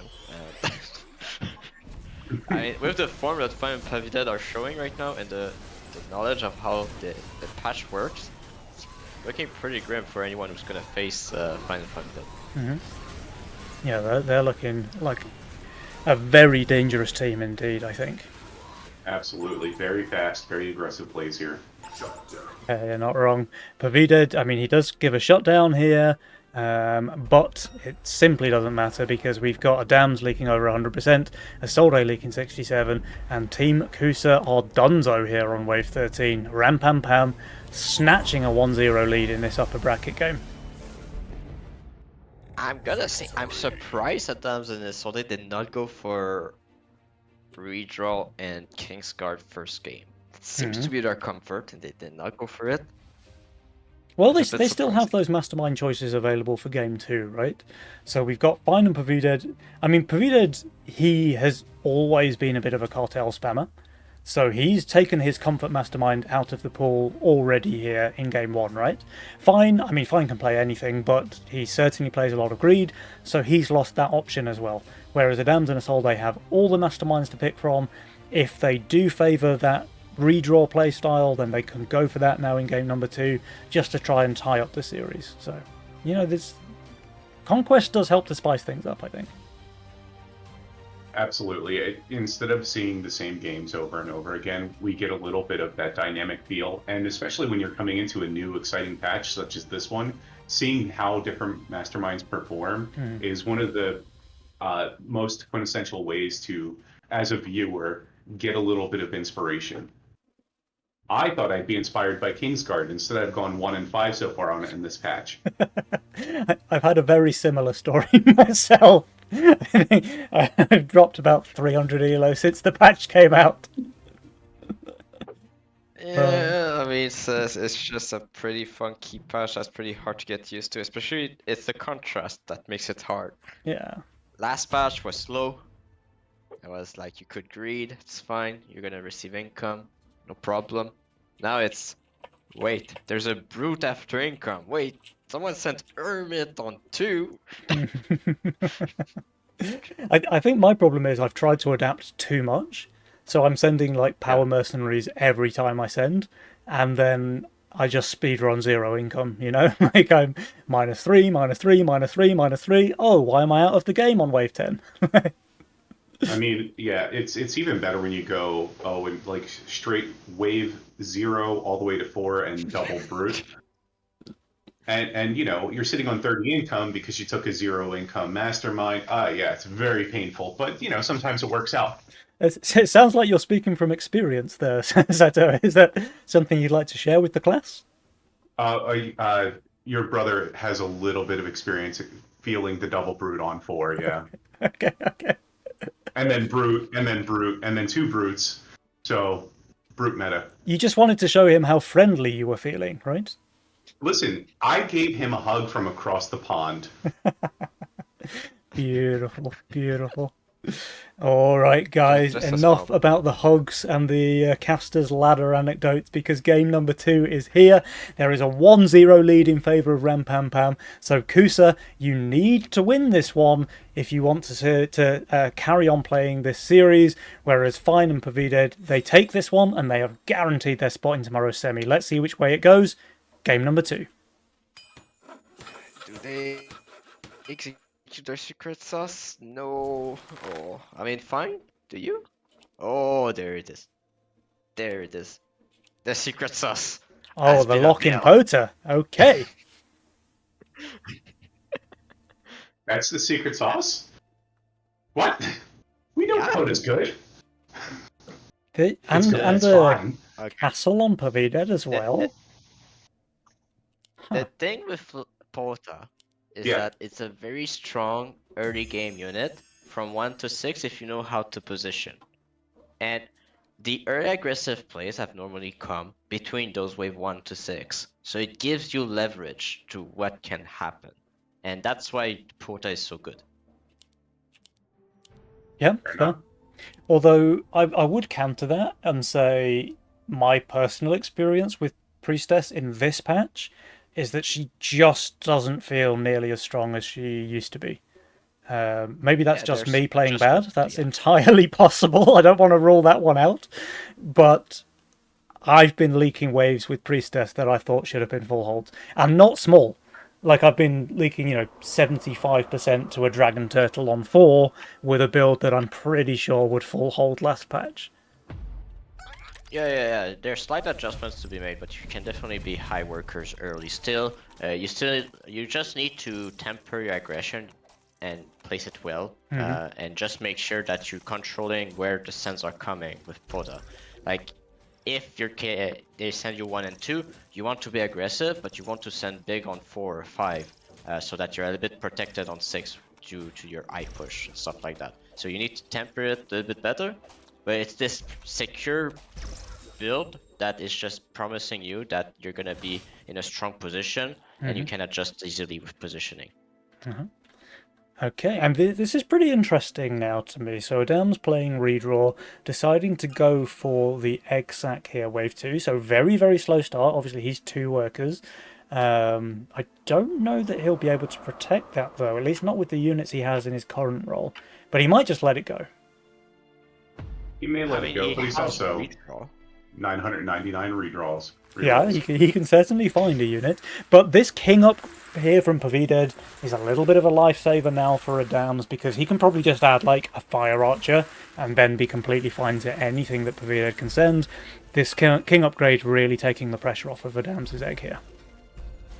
I'm surprised he's not rerolling for a mask. Like, just reroll once, get mask, and you're fine, right? Yeah, I mean, Fire Archer can probably do the same thing, right? Like, the most dangerous thing that expensive. Pavided can possibly send is a Robo post-income, and he's even just going for a snail. So, yeah, look, Adams, he's got his 90 gold, he spends it on a Pirate Skeleton, which is very Oh. weak. Maybe the worst No, thing no. he could spend is 80 gold on, but, let him cook. That's smart. That's super smart, because on 4 he's selling it. Oh, for workers! Okay! Alright, okay, I dial it back. Kind of greedy, though. Oh, He anglers. changed it. You This is rerolled better, once. though. I like the play. This is way better, absolutely. I mean, he's just getting even more value, right? Yeah, but it's just like, I was excited about selling this pirate skeleton for workers. Yeah, true. Oh, this is actually quite close. Like, if this had been a robot, I think that egg is dead. Yeah, I mean, it would have been dead. I mean, that's the risk you take, right? Is that, do I save after income for the robot to try and break the egg and guess he doesn't have a mask, or he doesn't have a sea dragon? Or do I try just to scale up Yeah. and see that he just doesn't protect his egg? Or it's the gamble, but It's Adams always won a that gamble. Yeah. Adams won that gamble, and we can see what winning the gamble has done to his power score, right? He's far in the lead now in terms of all the other players in the game, and he won't need to build fighters until wave 6 at the very earliest, and can just go ham on the workers now. But Fine is doing exactly what Fine should be doing. So taking advantage of the fact that Adams was on such a slow start, Fine has pushed up to 8 workers already, and he's just making sure that he gets off to an equally strong start now. So very good presence of mind there from Fine. It's the flexibility that Porto gives you. Like the builds, like you can grid with it. Like if you expect a low send, you can grid with it. It's the stability that it has that really makes it strong. I mean, it makes it strong early. It's pretty bad mid game now. Like I can't say that. But in the early game, you can still play around it and protect it a bit more, stuff like that. So. I think talking a little bit more about understanding the state of the board, I'd like to give Isolde a little bit of a shout out there. He also was saving Mithium against Paulo he did, so that he wasn't able to push his aggressively maybe into that A, and forced a few of the ascends just for that extra income. So all around, all these players are showing a lot of mastery and a lot of depth of understanding here. Oh, for sure, for sure. Now, Fine, who did push all the way up to 9 workers, looks like he goes completely unpunished. In fact, rewarded by Adams' Lizard Send here. Had Adams sent post income, he probably would have been able to get a decent leak out of Fine, but as a result, Fine is just steaming, it seems, with his economy. Like, Adams is still ahead thanks to that Exac and all of the bonus value you get out of that, but Fine is in a very good spot as well. Yeah, and he correctly don't push after the 5 cent because he expect the 7 coming up. And that's gonna be a Tree of Knowledge as an answer, I do believe. Tree of Knowledge on 7, wow, okay, Fine is cooking. I mean, it's the best answer. What do you expect on 7? Brutes. What's good against Brutes? What's something that doesn't rely on attack speed? Yeah, fair, I can totally see where you're coming from. And in order for the Tree of Knowledge to actually do any damage, it has to die. So yeah, all right, I'm down. Oh, this Pro League is just incredible here for Isolde. Like, the 2 creeps is all that he could have asked for, especially because he received 140 send here. So a nice long wave while they're saving their Mythium. There's the Mimic from Isolde, which looks very, very juicy indeed into Pavided's board. That Mimic is going to go to town over here. Meanwhile, we've got double Brute, like you said, Shadow walking into Fine's lane. He is not going for the Tree of Knowledge, though, so he has not subscribed to Shadowing School of holding Brutes on 7, it seems. Come on. What a sin. I mean, I would have loved to see it, to be honest. The science, if nothing else. I mean, I think it was probably the best play to go for, but maybe it's just like, maybe I can squeeze out a bit more value of my Ranger due to my Ranger and stuff. Yeah, I mean, he's going to leak decently here. Let's have a look at Pavided. This Mimic is snacking as expected. Not as much as I might have thought it would get, but it's going to kill this Deep Coiler as well. Yeah, it gets the last hit there. So 15 gold on the Mimic, 76% leak on Pavided, 54 on Fine. Isolde Pro leaking as well, but here we have it, guys. First blood goes the way of Team Kusa here on Wave 7. Rampampam are going to be losing a decent chunk of their King HP. I mean, Yeah, Wave 7 absolutely feels terrible for the Paper King. All those creeps doing all of that damage. Yeah. I mean, it's any wave that has power mercs, right? Like, these guys are just deadly now. I think we've all been playing with baby mercenaries for, like, well, the whole year, I guess. So now that we get to see the mercenaries back return to former glory, we're kind of surprised by just how much damage these things can do. It's also the fact of how the damage work on the King now. It's overall lower on the wave, but it's a bit stronger on boss waves. Yeah, so it's a bit stronger on the boss waves. So it kind of shift that previous patch the boss wave did a lot, and you could just protect the boss, and then the boss is gonna do the damage to the King. Now it's kind of the mercenary that deals the damage to the King. So it's a bit of a switch, and it kind of reflects on how the changes work too. Yeah. That's fair. I really like the preparation here from Isolde, putting down the Halo, really decent damage on 9 when your Aquas are kind of bad. It's going to be great on 10. It's going to be good on 11. So a lot of good future sight here for Isolde. And there's that Tree of Knowledge you wanted, Shadow. So we do get to see it here on Wave 9. Although there is a Mimic coming out now from Adams. We'll have to see how well that does. Fine is basically on value, but other than the Tree of Knowledge, he is pretty darn weak on Wave 9. So we'll have to see. Oh, he's actually changing for another Treant as well. Okay. Ooh, But that's going to isn't stop that his Priestess overprotecting? tanking, right? The Priestess is just never going to tank again. Yeah, that's just overprotecting. Okay. Yeah.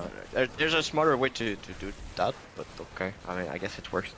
I mean, it works here, but his build is now going to be weaker for the rest of the game, I think, unless he sells that thing. As the Yeah. game goes on, you do want Priestess to get incrementally more protection, but this is a little too soon for that. Yeah. Yeah, a bit too soon. Now, very little gold, only 4 gold on that Mimic, so Adams probably would have liked to see a bit more gold, and on top of that, of course, Pavided will easily full cover for his teammate here, so no more king damage being dealt. I mean, to defend Adams here with the Mimic Sun, he expected the Azera to come out, so Right, the Mimic damage is yeah. better. Yeah, you're right. And Isolde pops out his Arc of Justice, so he's going to be completely fine here on Wave 10. It also covers him very nicely on 13, where the rest of his units are weak. So solid placement there from Isolde. We have Adams placing a bunch of mana units around his upcoming Starcaller circle, so that's looking juicy. Wait, is it? Wait, will it be? Okay, no. Okay. I was like, is it gonna be a KP farm with the Starcaller? Oh. Like, no, it's just gonna be a Desert Pilgrim around it. Yeah, Pretty yeah, sure. I tried to think too fancy here. I don't think we're going to see any players doing a KP farm in the Nova Cup, but I mean, I could be wrong. I think Lucy did it once, but Yeah, we may have done, yeah. Some of these players do be cooking. So we are seeing a little bit of discrepancy in the workers, a little bit of value loss here. Fine is just going to struggle a little bit until they're able to get their Azeria. They do have the Sorcerer on it, which is okay. It's kind of nice, but until they do hit that Azeria, it's just not going to do that massive healing that you want them to do. Yeah, exactly. And, I mean, this game is definitely going well for all the Kusa fans out there. 67% lead on the Jawsometer. but also for all the Game 3 fans. Yeah. Absolutely. Which I think is everybody. Big Oh true. wait, what? We have press the attack from Adams. Yeah, I mean, We don't want 12. I mean, PTA is fine if you want to send on 13. Yeah. I guess. I mean, it's just surprising to see Adams going for an aggressive spell like that. I mean, he obviously doesn't want to take DR because it costs too much when you're on full King HP. And he And doesn't no really regen, need the to be honest. gold, right? He's already on value. So it doesn't... I mean, I suppose he could take Sorcerer for a Starcaller or something like this, but... Yeah, I I can wasn't expecting Sorcerer and he saves it to when he finds something, but maybe it's just like, if I find Archer doesn't work with my build, I don't want to build it anyhow. Maybe that's the reasoning. Whereas 80 Mythium is just never bad. Yeah, I mean, we'll see where it goes. I mean, that Mythium is still being saved up and it's still a lot of pressure. Yeah. It's against a Priestess, and something that Priestess doesn't love anymore, it's Mass Brutes, because even if you overprotect her on 13, she's still gonna take a lot of damage from those Brutes. Yeah, right. And at the very least, she gets slowed down, right? Yes, that is correct. Even if she Very manages to powerful somehow mouse. survive the onslaught. Okay. I mean, Pavida, he's plus 80, so if there is a 13-7 I mean, coming we out, go he should be 14? able to do fine. But I everybody guess we go says... 14. Okay. I mean, that's the most late press the attack I've ever seen. Yeah, it's They're not fine. quite pressing the attack. I think it's fine. It's not like a all-out assault, right? Like it's if you... totally fine. But like, let's say you take all-out assault on wave 11, but then you don't save till 14. then the downside is really kicking you because you're losing 20 income every wave from 11 to 14. But here with Hi, Dad. PTA, so here with PTA, he just banks that 80 Mythium for whenever he likes, and it turns out that's going to be wave 14. Yeah, it's still surprising because normally when you see that aggressive spell, you're like, oh, okay, 11 or 12 play, right? And it's not happening. You're like, oh, wait, what's happening then? Yeah. Okay, But there's the speaking of brutes, here they come. It's not the right person sending them. Normally it's fine sending them. Yeah. Maybe Fine wants to break out of that reputation, you know? But he's going to be sending into a Solday with this Doomsday Machine, so he can do surprisingly well. And actually, I would think that Fine God. should have sent brutes into this, because he just needs to slow this thing down. And yeah, Adam's digging into his redraw. This is just the player diff, right? Like, if I'm playing redraw, I'm probably spending 100 gold here looking for a half-decent unit, because I'm going to have to reroll 50 times. Adam's hits the button once, there's his Doomsday Machine, let's go. He rerolled twice, and the 2 times it was very impactful, so why reroll more? Yeah. I mean, redraw, pretty good mastermind if you just get the perfect unit every time you press the button. Yeah, let's talk about that 700 stand. I mean, it's still pretty well defended. The Priestess Yeah, this was Priestess pretty good. is To be absolutely honest. smurfing here from Fine. So I completely take it back about his positioning, because this is working out absolutely phenomenally for him. Fine does leak 85%, but of course it was a mammoth send. Pavida at 79, but a few of those mercenaries are quite low. They will not die here, and there was a double leak on the side of Kusa as well. Very, very small leaks though, a small shutdown to boot. But Ram Pam Pam, I mean, they've survived the onslaught for now. Yeah, I mean, they have a better king ups, but now they're just not in the range where it matters too much. So, Yeah. unless it's like very small small leaks, sorry. Yeah, with 18% king HP, if there's like an even somewhat respectable send reaching the king, you're just dead. Like, it doesn't matter. You can have all the king upgrades in the world. They're very likely to die to the next leak. I mean, where do you go if you're Isolde and Adams? I mean, 16 feels too soon, but the build does seem weak on 16. 16 looks good, but I don't think that's what's going to happen, because look at this. Adams, he's holding on to 400 gold, which says to me He's he wants hiding to go a little bit flowers. longer. Yeah, okay, he actually decided to spend some of it here last second, but he's still shifting 200 gold, so I don't think they'll send on 16. I think they probably want to do like 18 or something. Yeah, but Fire and Pavidad are playing to that end. They know they're not the strongest on 16. They know Doomsday is not that strong on 16, so maybe the last wave before 18, and then we have the 16 cents still coming up from Isolde and Adams as well. And of course, I was completely wrong. Here comes the send from Kusa as well. 16's not too soon after all. Yeah. Oh, Adams. Oh, Adams.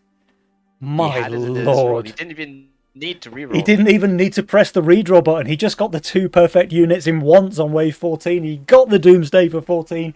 And at the same time, he got the flower for 16. My god, can anyone stop this man? Where are the I mean, that's- bears? Where are the bears? That's why You're... he shifted. It's just why he shifted, because you don't want to receive bears. Yeah. Yeah, you're not wrong. He still gets the Mole Hermit, of course, so the flowers aren't completely getting away with murder, but yeah, double bear would have been lovely. Now, let's see. Pavidad receives the biggest send, but honestly, everyone is more or less on par here. The problem is, I just think Adams is going to hold with that double flower, and it looks like, yeah, that's going to be a hold from him. Isolde leaks 78%, but that's not really consequential. Meanwhile, we Priestess have... is- Whoa! Priestess hold. 79% there from Pavidad. Priestess does but- eventually go down, but she definitely did her job. Fine leaks 33%. The problem is, I think they just died to Pavidad's leak, right? Yeah. It's always the issue on 16. Like, you don't know how many cardinals there's on top of each other. Yeah. And they're 5. Whoa. Okay, well, guys, that is a tied series now. Kusa coming out swinging here in game number 2 with their redraw and Kingsguard pairing. So we're going to have to see everything to play for now in game number 3. One of these teams will be guaranteed a spot in tomorrow's semi-final. The other team will still have a chance in the last chance match of the day, but obviously you want to secure your spot. It's not only the fact that there's no more risk to getting to the semi-finals, it's also a preferred position, right? If you come out of day 1 by winning the upper bracket, it means that you face the lower seeded team from the other group. So it is a spot worth fighting for, and both of these teams are going to make sure they put their all into winning next game, number 3. Yeah, but now I'm a bit concerned. We saw Adams and Isolde. Okay, they've proven that their combination of Mastermind works well for them. But seeing game 1, I'm just scared that without this core combination of redraw Kingsguard, can they just match up to find Pavidad? Yeah. Yeah. Well, yeah, I mean, they've used their best masterminds, but I think so have Fine and Pavidad, honestly. So I think Pavidad has never been the most versatile of players. Now, obviously, when you're at the level of Pavidad, you can play everything. Like that goes without saying. But when I think of Pavidad, I just think of Cartel. Like, he probably has 80% plus of his games played as Cartel. He's very, very comfortable with that mastermind. We saw him dominate with it in game number 1. He can't do that again in game number 3. Fine, I think, is more versatile. I think Fine has played everything, can play everything. So less of an issue for him. But I think Pavidad, yeah, like maybe he goes from 10 out of 10 performance to like 9 out of 10 performance when he's not on Cartel, you know? It's a fair point. But I'm just happy that we saw the cook. Yeah. Of the lock-in. Okay, yeah. Juicy. I mean, Fine might try it again, right? Yeah, I mean, if you're in a good position for it, it's worth going for it. But you saw how well he played around it and how the early game went. Yes, the early game was favored because he was receiving from Egg, but it's just like you push one less worker, he's still fine. So. Mm-hmm. Conversely, we do now have, for Adams and Isolde, experience seeing Fine pick that, lock in that POTA, and you can play this very differently now. That is totally if true. you expect them to do that again. Yeah. No. Fair point. Well, the players are going to speak for themselves sooner or later, guys. It looks like everybody is ready in the lobby, so game number 3 should be here fairly quickly. It's going to be exciting whichever way it goes. I think my call was for Ram Pam Pam, right, going into this one. So we're going to have to see, because game number 3 is about to begin. Did we have any Kusa callers on the casting team, or I didn't make a call because I was just not knowing which player we're playing because I was just out of it. Fair enough. Happens to the best of the shadow. Happens to the best. We got Kingsguard for. Okay. Well, okay. Game number 3. Let's go. Oh, I got a sidetrack. See, it happens to the best of us, guys. Shadow, would you like to introduce the masterminds? Yeah, so Kingsguard for Fine. They're gonna throw it back at Isolde and Adams, and Pavidad's gonna keep his castle. I think he's been spamming it on solo queue as well, on ladder. So it does feel like it's strong right now, so that's why he's defaulting to it. But Adams and Isolde are going for early aggression and Cartel and Greed. So that's the same thing they did on game 1. Yeah, fair. And Seto, what do you think about these Legion spells, my man? I love seeing villain, and if we had gone lock-in and we had a villain POTA, that would have been really amazing. We have the counterattack. Even with just the base Mythium that it gives you for selecting it, makes it a really strong selection. Mm-hmm. And then the allowance is it's fine. It's better than taxed allowance, but you know sometimes that 100 gold can dig you out of a pretty gnarly situation. Yeah, I mean, allowance is just vanilla, right? Like, it's never bad. Sometimes it's very good. I mean, if there's no aggression spells, you can use allowance just to push 2 more workers. Yeah, exactly. Absolutely. Okay, so we've got some interesting starts. We've got another Berserker open. I feel like we've seen this one a lot already today.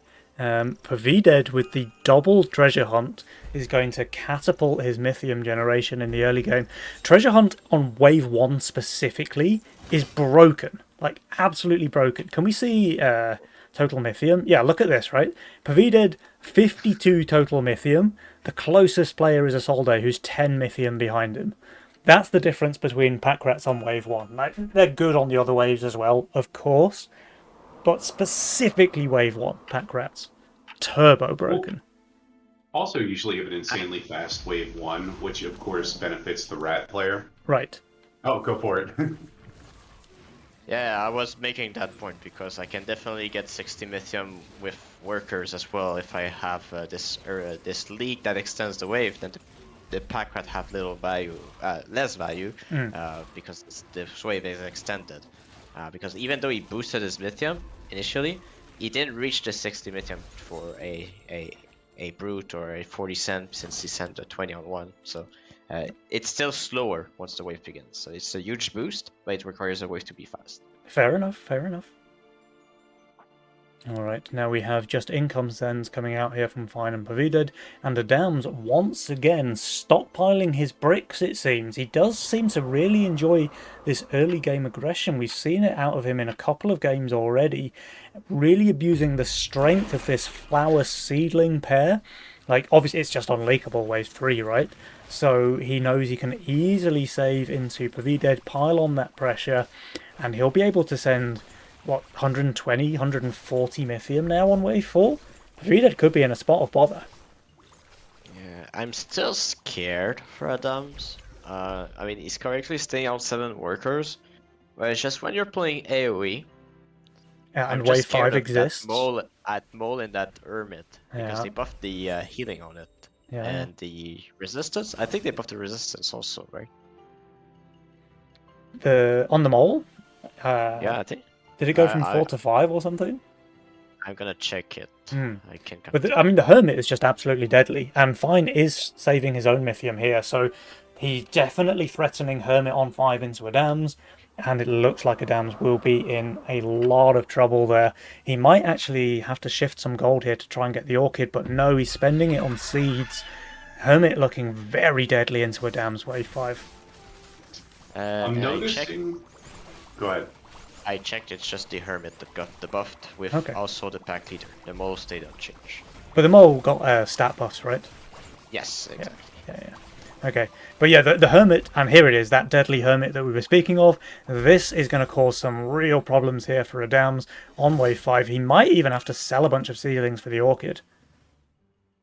But Seto, what were you saying, man?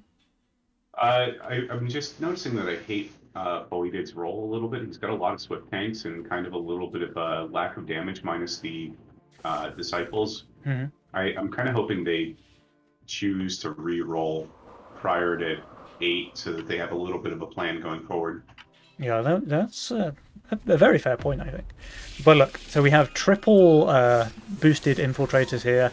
Adams understands that he's in a lot of trouble, and actually, holy moly, that Scorpion King incinerated there by those shurikens on the infiltrators. So from when I was saying Adams was in a ton of trouble, he's just easily holding. Apparently infiltrator's broken, guys. Like, man. Meanwhile, Pavided leaking 54, Fine leaking 36. Big backfire, it seems. I was focused on the wrong lane. Oh, I yeah, mean, we might both. I mean, Adams just used read patch note and just saw that the shuriken damage got increased by 3. Oh, did it? I see. So Shadow's just got the patch notes open on one screen. He's dropping the bombs for us over there. Fantastic. But I mean, that was nuts. I thought Adams was going to leak like everything, and instead he cleared the way super easily. I think Fine got surprised as well how effective that was. Yeah. I mean, doubly surprised by the fact that Ram Pam Pam both leaked pretty decently themselves, so they're much smaller sends, and they've lost... I mean, they've got 69% HP, which is nice, but, you know, it's looking pretty Kusa favoured already here in game number 3. I am nervous about my predictions. Yeah, that And mine as well. I was saying that fine, Pavlet looked pretty good on game one and with all the control, but I mean Adams and Isolde just proving me wrong on this one right now. Well, let's see, because this could easily be a game changer. As we have the big sends coming from Fine and Pavidad into Adams and Isolde here on 7. However, it looks like they're going to be on value. Adams should be plus value here. And assuming they're able to hold against these big sends, they'll be in a really strong spot, especially because they saved their own Methium here. So, survive this, they can be in a pretty strong position. I mean, you say Adams is on value, but can you tell me how much of his value is doing non-magic damage? Yeah, true. A very fair point. I'm kind of surprised he didn't reroll, honestly, or at least, like boost a veteran. Yeah. But I mean, he's still doing pretty good. Yeah. Better than I expected. I mean, Isolde is just easily holding, right? He's still got 2 gate cards alive. Infinite HP bug found once again. Yeah, easy hold there from Isolde. And Adams looks like he's going to leak small. I don't think the Warp Wing can solo the wave. I mean, It does he have that already arcane. did better than I expected, so I have nothing to say. I mean, the Warp Wing does actually make the melee things at least do 0 damage. So it's just whether or not it can 1v1 a Hermit at this point. Yeah, Seto wants to send on 8. I think you might be right, man. No, sorry, my kitty cat decided that we should go on 8 there. Whoopsies. I'm glad we got a 4th caster. Well, Adams agrees. Adams agrees. There's the Mimic on 8. The cat called My it. God. The cat I has should the let her best play. casters calls out of all of us, it seems. Okay, I think we can leave the cat cast and we can just go and take a beer, I think. Yeah, sounds like a plan. Sounds like a plan. Okay, well, here is a mega send coming up on wave 8. We've got Mimic from Adams, we've got Quadra Brute from Isolde, and what are Fine and Pavidad's answers? Well, Fine's immediate answer is a fully boosted Orchid, which is certainly good at killing those brutes. We'll have to see if it's enough here. 240 Mythium into both lanes. Is either player able to hold this? That Orchid just obliterating the brutes. I mean, that's revenge for wave 5 against the Dams for sure. We'll have to see. Does Pavidad do as well? I mean, he did get full mana on his Slime Mommy. The Disciple is dishing out the DPS meanwhile. Fine does leak 58%, not terrible against such a massive Mythium send. And Pavidad, he's doing extremely well, even kills one more, 25%. Very good holds from Team Rampampam, but still not quite enough. They will be losing even more of that precious King HP here on wave 8. Yeah, the huge problem is that they need to find a way to squeeze out some HP regen, which is not easy to do when you're behind currently. Right. Okay, a resend coming through. I mean, that might help them. If they're holding this and they save Mythium, it could be a window of opportunity to find maybe a shutdown play. Not a shutdown play, but a leak play, sorry. Yeah. And Fine is on value. Pavidad also on value. So I think they're going to be just fine against this resend. And then they can start to plan for their counter-attack. Shadow, you wouldn't happen to know, did Boosted Orchid also get a bonus Yeah, to it's DPS? shurikens overall that got increased by 3 Very damage. good. Alright, it's still a pretty big send for Fine here. 160 Mythium resend is no joke. And did he boost? I didn't see. No boost. But they're just slimes, still cooking. Yeah, But, he's killing the brutes. Killing the brute is a win because you get more gold. Yeah. Right? I mean, he's just pro-leaking here. He gets 160 Mythium resend and he's leaking 2 creeps in a robo. I think Fine is very happy with that outcome. Yeah, and I think they found their window. I think they found their window. Pavida's gonna go income and they're then complete with regen, I think. Fine might go for something similar or a break. I mean, Adams looks garbage on 10 at the moment, other than the fact that he's plus 140, of course. Do we Other see than- some boosted veterans? Well, maybe. there's only income coming out from Fine and Pavidad, so if Adams does feel threatened enough to boost a veteran, Yeah. then that's a pretty decent win for Rampam. We'll have to see. Looks like no, though. But they found that, like we discussed about how it's difficult to find a window to go for those regions. Mhm. But that wave 9 cent that they just received is just perfect for them. That's Yeah. exactly what they needed to find this opportunity to go for region. Yep, so now they have that King HP ticking back up slowly. They could probably have got some decent leaks in, honestly, though. I mean, the Solday's leaking to the income regen here. Yeah, and that's the thing. It's like when you call about a window, is that you sacrifice a full sand to get your king in a better position. Uh-huh. So that's basically what they tried to do here. They said, okay, we might still leak them with just income, and we just utilize the extra Vetium to get our HP back up, so that we still have a chance for a future play afterwards. Yeah. I mean, they're do even have getting a decent chunk of damage here, I think. Oh yeah, without king ups, and a little bit disappointing that the opponents aren't on any kind of shutdown, despite the fact that Jules says there's very little chance for you to win at this point. But Mhm. I guess you take them when you get them. Yeah, sure. But I'm Now, happy to see that the power score on 11 between Cartel and Castle is fixed. yeah, finally, right? That was always a bit of a weird one. But here we have Adams and Isolde continuing to save their Mythium. They're in very dangerous territory now, 350 each. Pavidad, with the allowance, though, that we talked about right at the start of the game, is able to stay very close to recommended value, even despite that pressure coming out from Team Kusa. Meanwhile, Fine, I mean, he's a little bit further away, but honestly, not terrible. And remember, they are on Kingsguard, so if they're able to sneak out some King Ups, they're just worth a little bit more. Seto, do you want to ping the income of the opposing team? You compare them with Pavidad that you just did. Oh sure. So and isn't that like just the best part? Like sure, they've got 400 Mythium saved up, but there's still 2.5 times less income than Poe did, who's on his castle. So we did scale. We made it to the late game for the castle and Kingsguard player. That's great. Now we just have to survive the next onslaught. Yeah. Well, Coming honestly, it all comes down to this, right? Like, if Rampam are able to survive this all-in play coming out from Kusa, then they can be in a pretty decent spot. But obviously, if they die, they die. So, right, let's see. Alright, that's some slicking insight. That Oh. if you die, you lose. If you die, you lose. And, yeah, check this. Seto with the big pings here. The honey bear coming out into the quadratry of knowledge there from Pavidad. I mean, I think the Trail of Knowledge are still fine because They're like, kind of there are immune healing to honey nothing. bears, right? Like, only the second one is going to do anything. Yeah, if it does anything, it's getting ignored.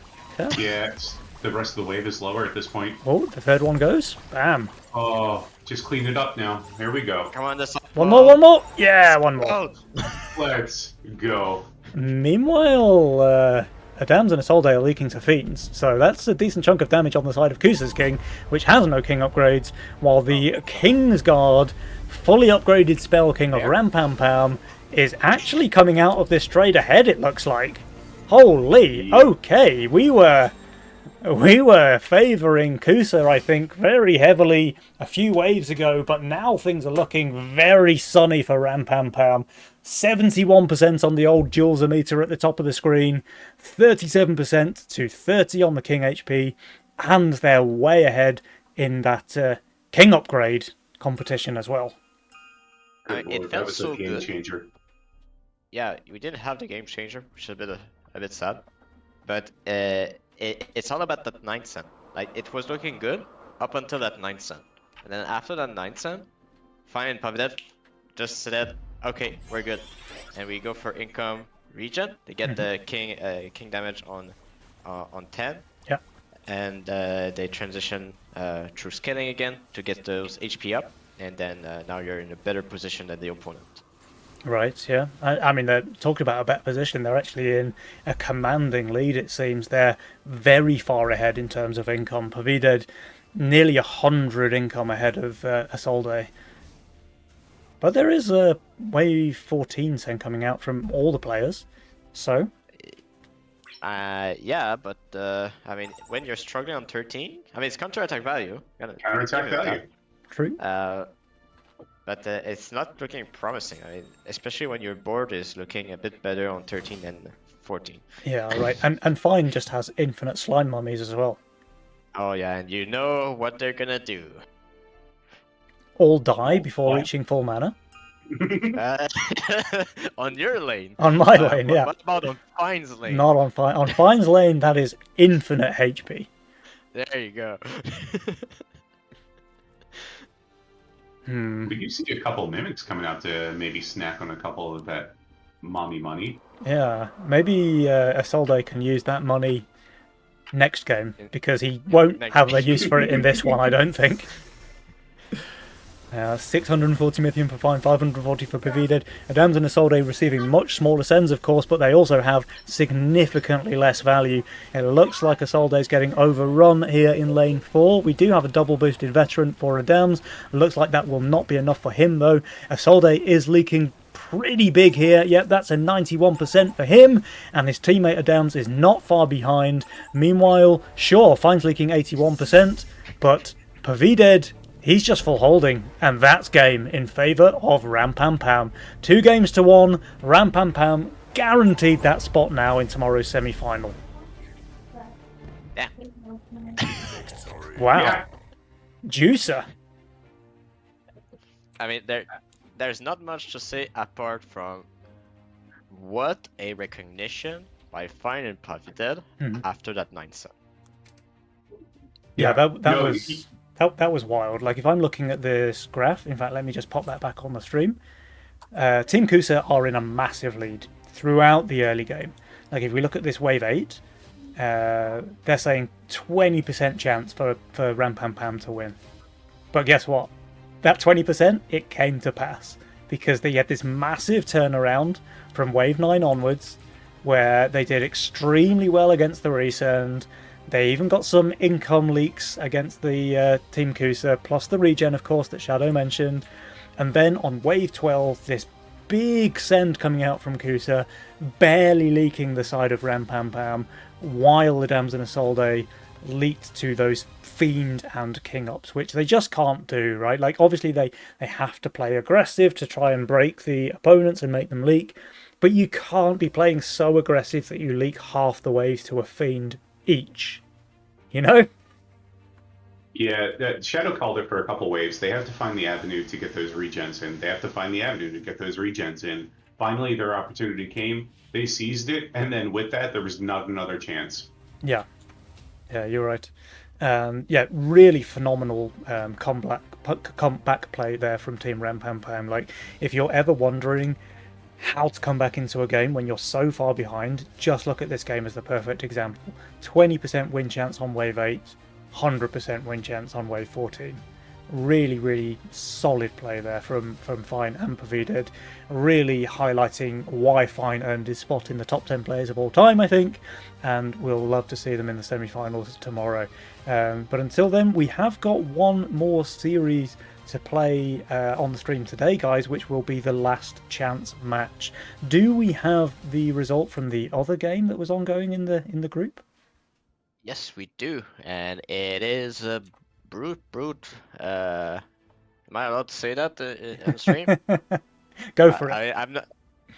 Yeah, it's brute motherfucker against X Crash. It is Slaken and Quaker that took it 2-0. So looks like Ashton not in form was a bit of their undoing here on this Nova Cup. Unlucky. Well, hopefully that won't be the last we see of Ashton and XGod. We'd love to see them back for some of next year's Nova Cups, but we have a very exciting last chance match coming up. That will be Team Kusa, who we've seen twice already, but we do get to see them again. That's just the way this format works.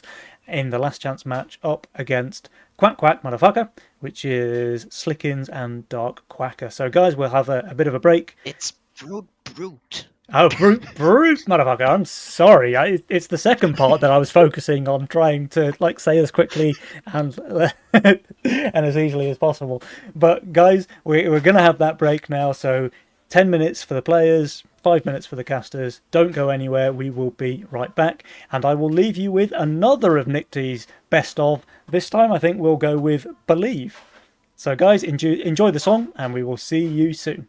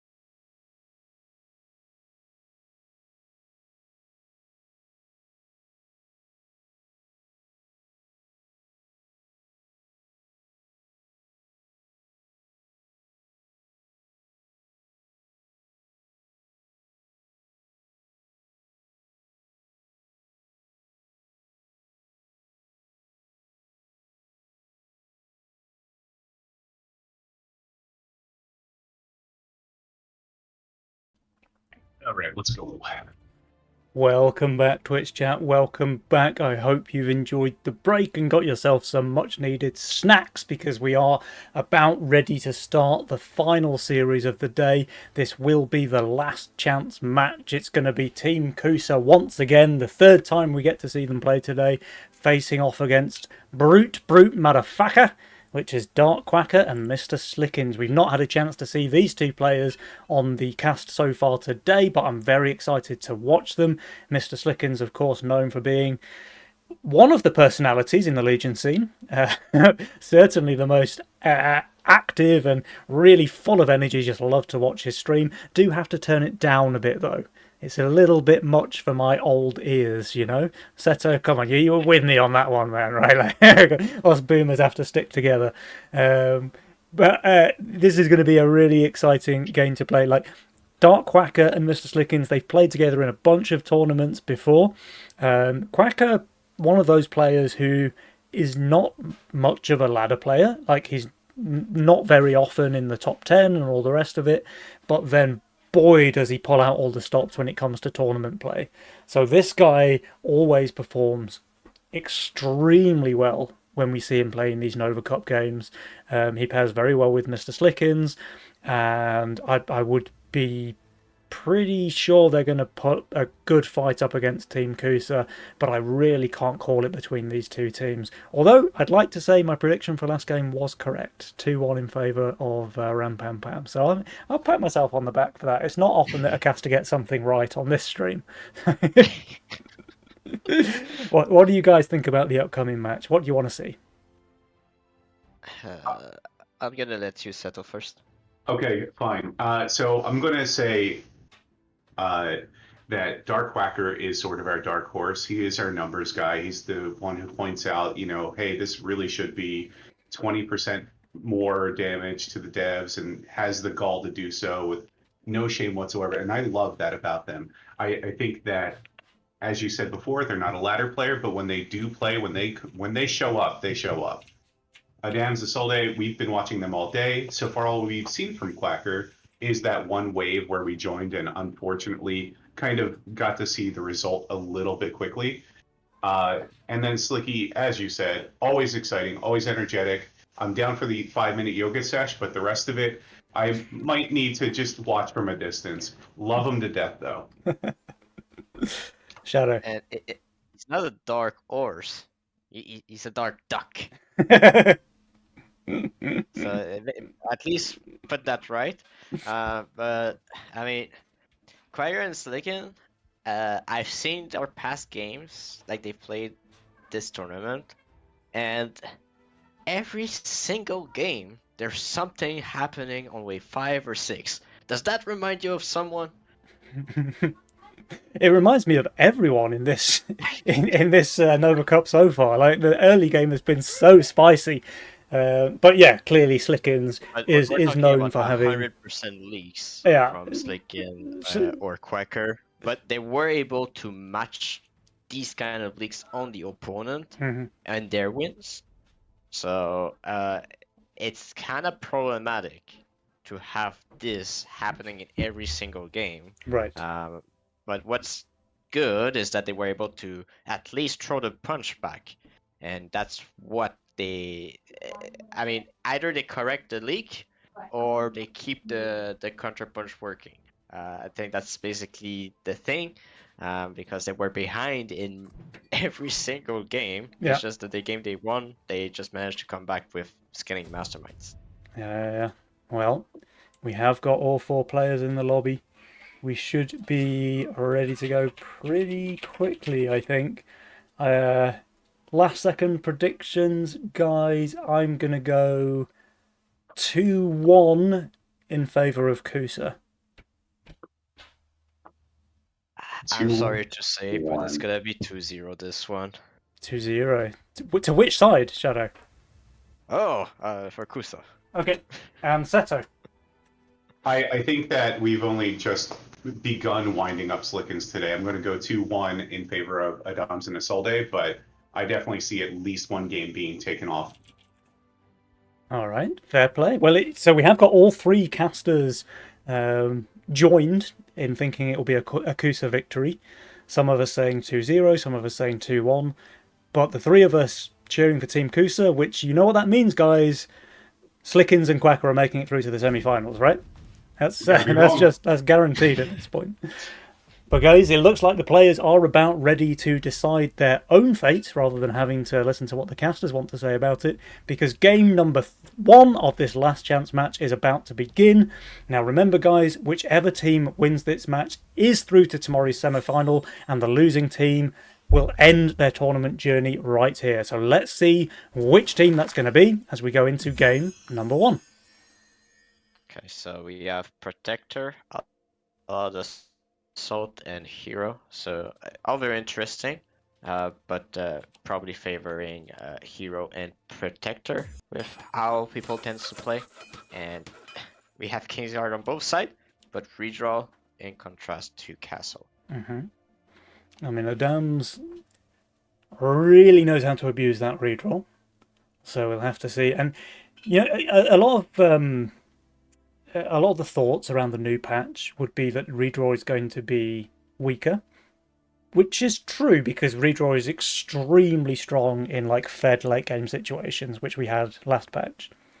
But I don't think it's weak this patch. Like the fact that it costs 1 gold to roll for new units all the way up until wave 6 just means that you can quite easily and cheaply dig for those answers. And when the early game is fast and aggressive, having an answer like a Berserker on wave 6 can be extremely important. So being able to pay 2 or 3 gold to find that, or 1 gold because you're a Dams, can be very, very rewarding.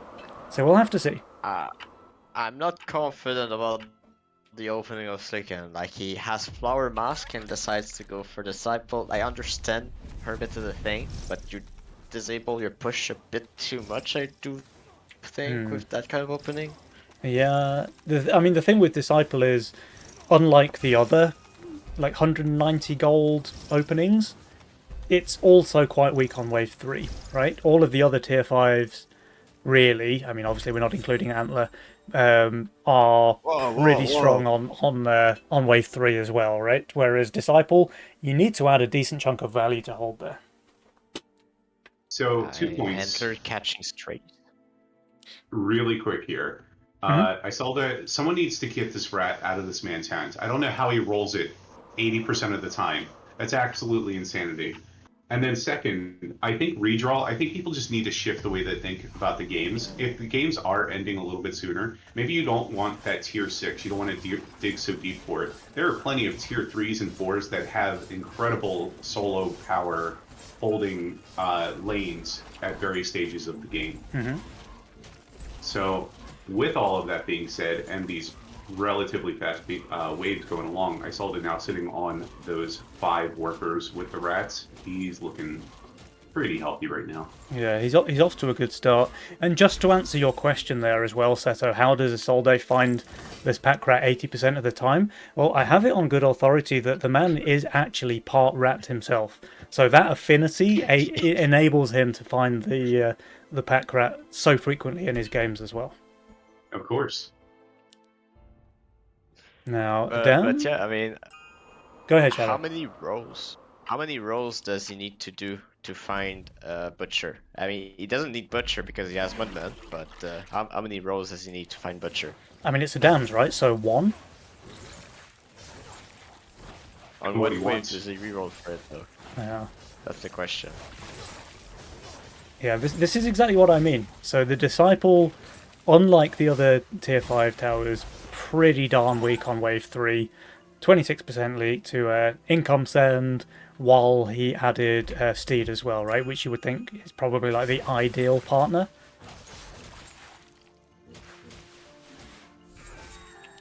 Yeah, I mean, it's the ideal partner. You need to split tank, so it's very difficult. So you cannot really build around it naturally. So it's like kind of funky. So that's why, like, even if Hermit exists, going for Flower Mask would have been much more stable. And then, okay, you stay 6 worker, but you can get your Disciple on 5, which is more natural and better for your scaling. Yeah, right. I agree. So we have more snails coming out here from Quacker and Slickens wave 4, just trying to snowball their economy. But Adams, once again, we've seen the man do it every game so far, it seems. The early game, El Crinjo, big sends coming out here on wave 5. Double brute from Adams, single brute from Isolde, but it's not done yet. They still have all of the post-income phase to save. It looks like we might get a Robo added from Isolde, although actually Robo not phenomenal against what we see on He's one Slicken's short. board. He's one short. He's one short? Okay. Adams, he can only add a snail, but this is still a 140 Mythium send into Dark Quacker's lane. He does add a pretty good unit here with the Crab Warlock. Okay, I'm wrong. He's exactly on it. Exactly on it. Here he goes for the lizard. Then he goes for the lizard. Yeah. I mean, I can see it when there's 2 steeds already on the board, right? Like, Robo doesn't feel too great. The Sea Dragon is performing miracles here. The problem is the Crab Warlock will not keep that thing alive, unlike, say, a Mudman for the same amount of gold. As a result, Dark Quacker going for a pretty sizable leak here on 5, 67% from him. Slickens did much better, 32% there, but still, this will be first blood going to the side of Team Kusa, and it will not be a small amount. Yeah, the brute attack speed slow on the king is massive. This patch. Yeah.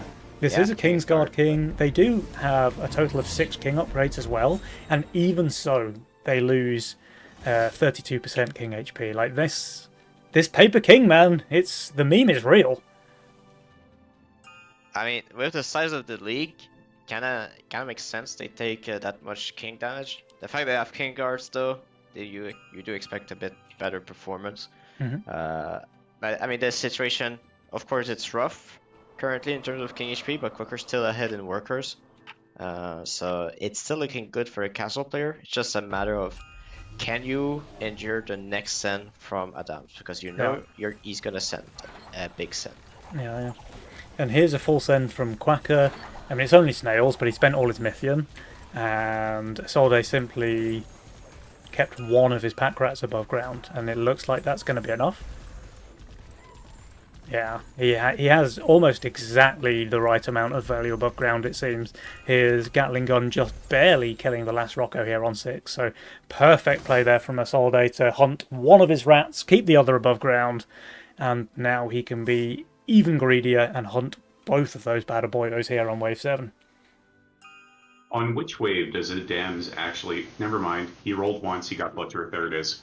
Yeah, guys, I told you, like, this is the damned. He presses the button, he finds the unit. I give up. I give up. Whoops.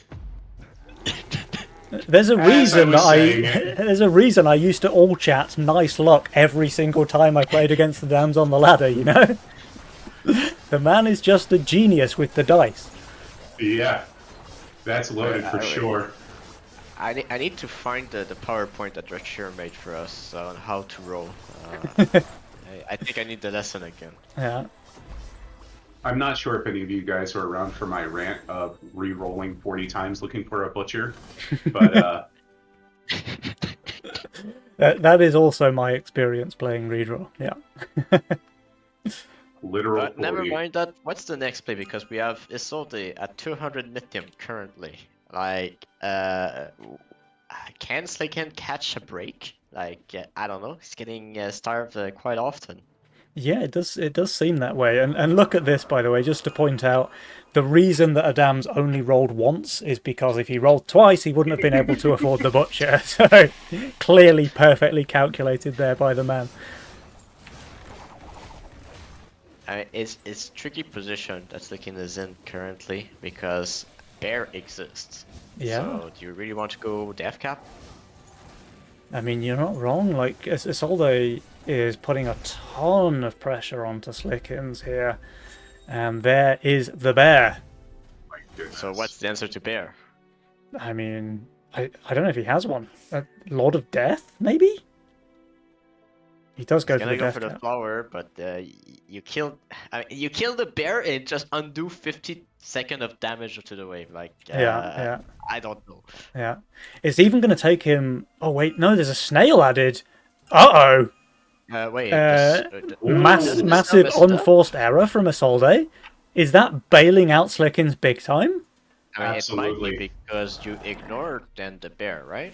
I think so. Like, he brings the wave low enough now. The bear is not getting focused. Well, it's Oh, okay, kinda the steeds are still on the semi-focused, I bear. guess.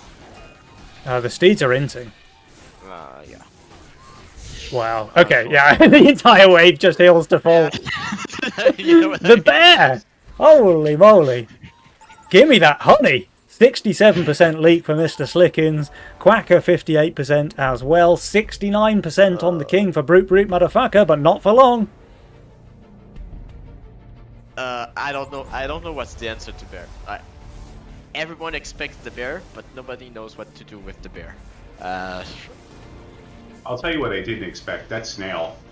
That almost saved Slicky there. Yeah. It's pretty sad that the steeds decided to attack the bear anyway, because if they were on the wave creeps, like, Slickens can do extremely well there. Yes, that was pretty much the game changer that they still focus the bear. Yeah. I think we can all blame Okay. Jules for that one. Yeah. I think that's fair. But No. I mean, now we're in a similar situation that Fine and Pavidad were. Like, Yeah, you need to yeah. find a way to squeeze out those regions. But there's no reason now, so you don't have that opportunity as like it's not that evident. Right. The way you could do it is to go for an all-out assault full region play. That could work, but it's kind of like a last resort that you don't really want to do that. There is another silver lining for the side of Brute Motherfucker, because Dark Quacker is playing Castle, right? So his income power spike hits right now. But so does this big boy send coming out from Team Kusa, with the all-out assault on top. So, Brute Motherfucker, can you survive this onslaught here on Wave 11? If you can, they might be in an okay spot. But obviously, if they die, they're dead. The LOD was hidden, so that's a plus. True.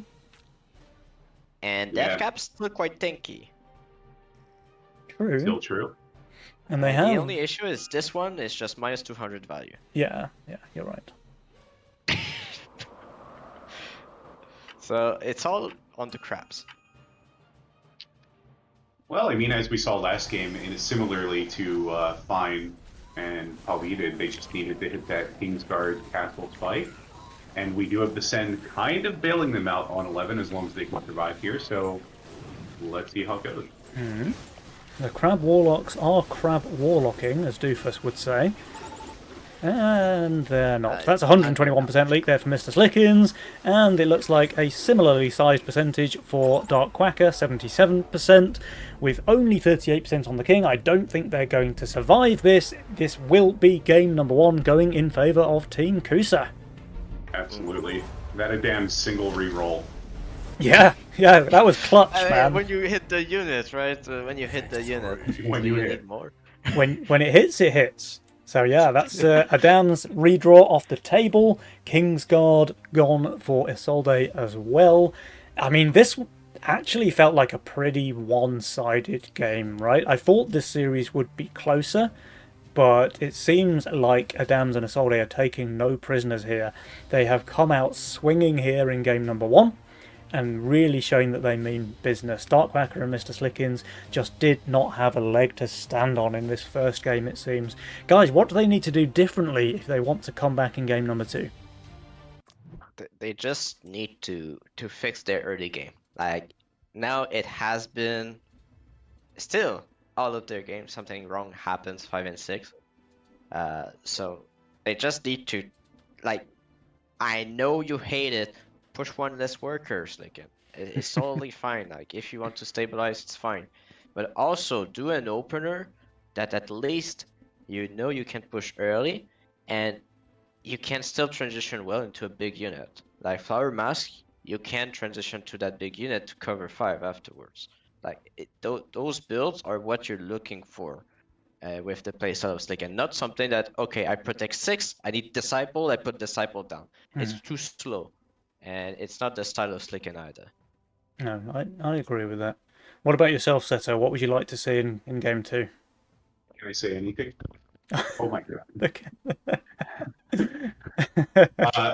I just want to see them roll better. Yeah. It's like why does Adams get all the luck, huh? It's kind of his thing, you know. Adams has been getting lucky since 2018, man. Is that it? I mean, listen, that's 6 years ago. We can share some love now. You can't always have it, can you? The man's greedy. What can I say? Yeah, Well, clearly. we'll have to see, guys. You've heard it here first. Yet again, will Slickens and Quacker manage to get lucky here in game number 2, or will Kusa sweep the field with a quick 2-0? There's too many firsts here. Yeah, there's a Just lot. we need to slack it a little bit. I mean, we need to keep some first for tomorrow. You're right. You're right. We can't be completely spent on day 1. But I tell you what, guys, one thing that I was thinking about is that last month, the October Nova Cup was the longest Nova Cup I think we've ever had in terms of, just time on stream, because the games were all like 3 games played. They were all super long. I think we had like a Wave 24 game or something ridiculous like that. And it looks like we might be going to one of, if not the fastest Nova Cup this month in November. It's still a quite reasonable time. I think it's not that far off the previous fastest one. Yeah, yeah. But we've had a lot of like early ending, and the average ending wave is probably 14 or something this time instead of 18. So the patch clearly kicking in there if there were any doubters left. But guys, game number 2, here we go. Remember, Kusa 1-0 in the lead. Brute motherfucker, they need to win this one to have a chance of staying in the tournament. Seto, hit me with the Legion spells. Absolutely. We're going to come out just swinging for Adams here on the Cartel and Isolde with the Greed. So high income for both players here. Whereas Mr. Slickens, at least matching that Cartel, going to come out a little bit aggressive. And then Quacker with that ever faithful Kingsguard. Yeah. We saw Kingsguard Note used the very fact well that- by Genum last game, so maybe Quacker can cook here as well. Note the fact that people tend to shy away from YOLO this Nova Cup, which is normally a high income also, but they prefer to have the stability that Greed offers. I mean, YOLO just feels very risky right now, right? Because power mercs are a threat, and if you have a gaping hole in your roll, like you have nothing for wave 6, for example, or nothing for wave 7, and your opponent spots that, then all of a sudden you've just lost 60% of your King's HP, right? I know, Penny, you're gonna love this. Look at Adam's roll. Yep. I was already like trying to ping it, but you can't ping. You can't ping rolls as a spectator, unfortunately. But yeah, I saw it. I saw it. I mean, he has Portal Mask for early game, and he can transition into Dying Eggs if he wants to. Oh, Adams does like his past that. dying eggs. No, but it's so good. Like, you place one on 11, but you place it in the split, so that if they send 12, well, it dies, But okay, tanks. but it yeah. tanks at least. Yeah. Juicy. And Slicken's got his pre-income snail here into Isolde's double pirate skeleton. He cannot afford to add a tier 1, so it will be a nice long wave. Only a small leak here against the skeletons, but a leak nonetheless. And Adams is going for a post-income snail, but Slickens, he's taken your advice to Heart Shadow. He's pushed one less worker, he's stayed on value, and he's easily holding this snail send here.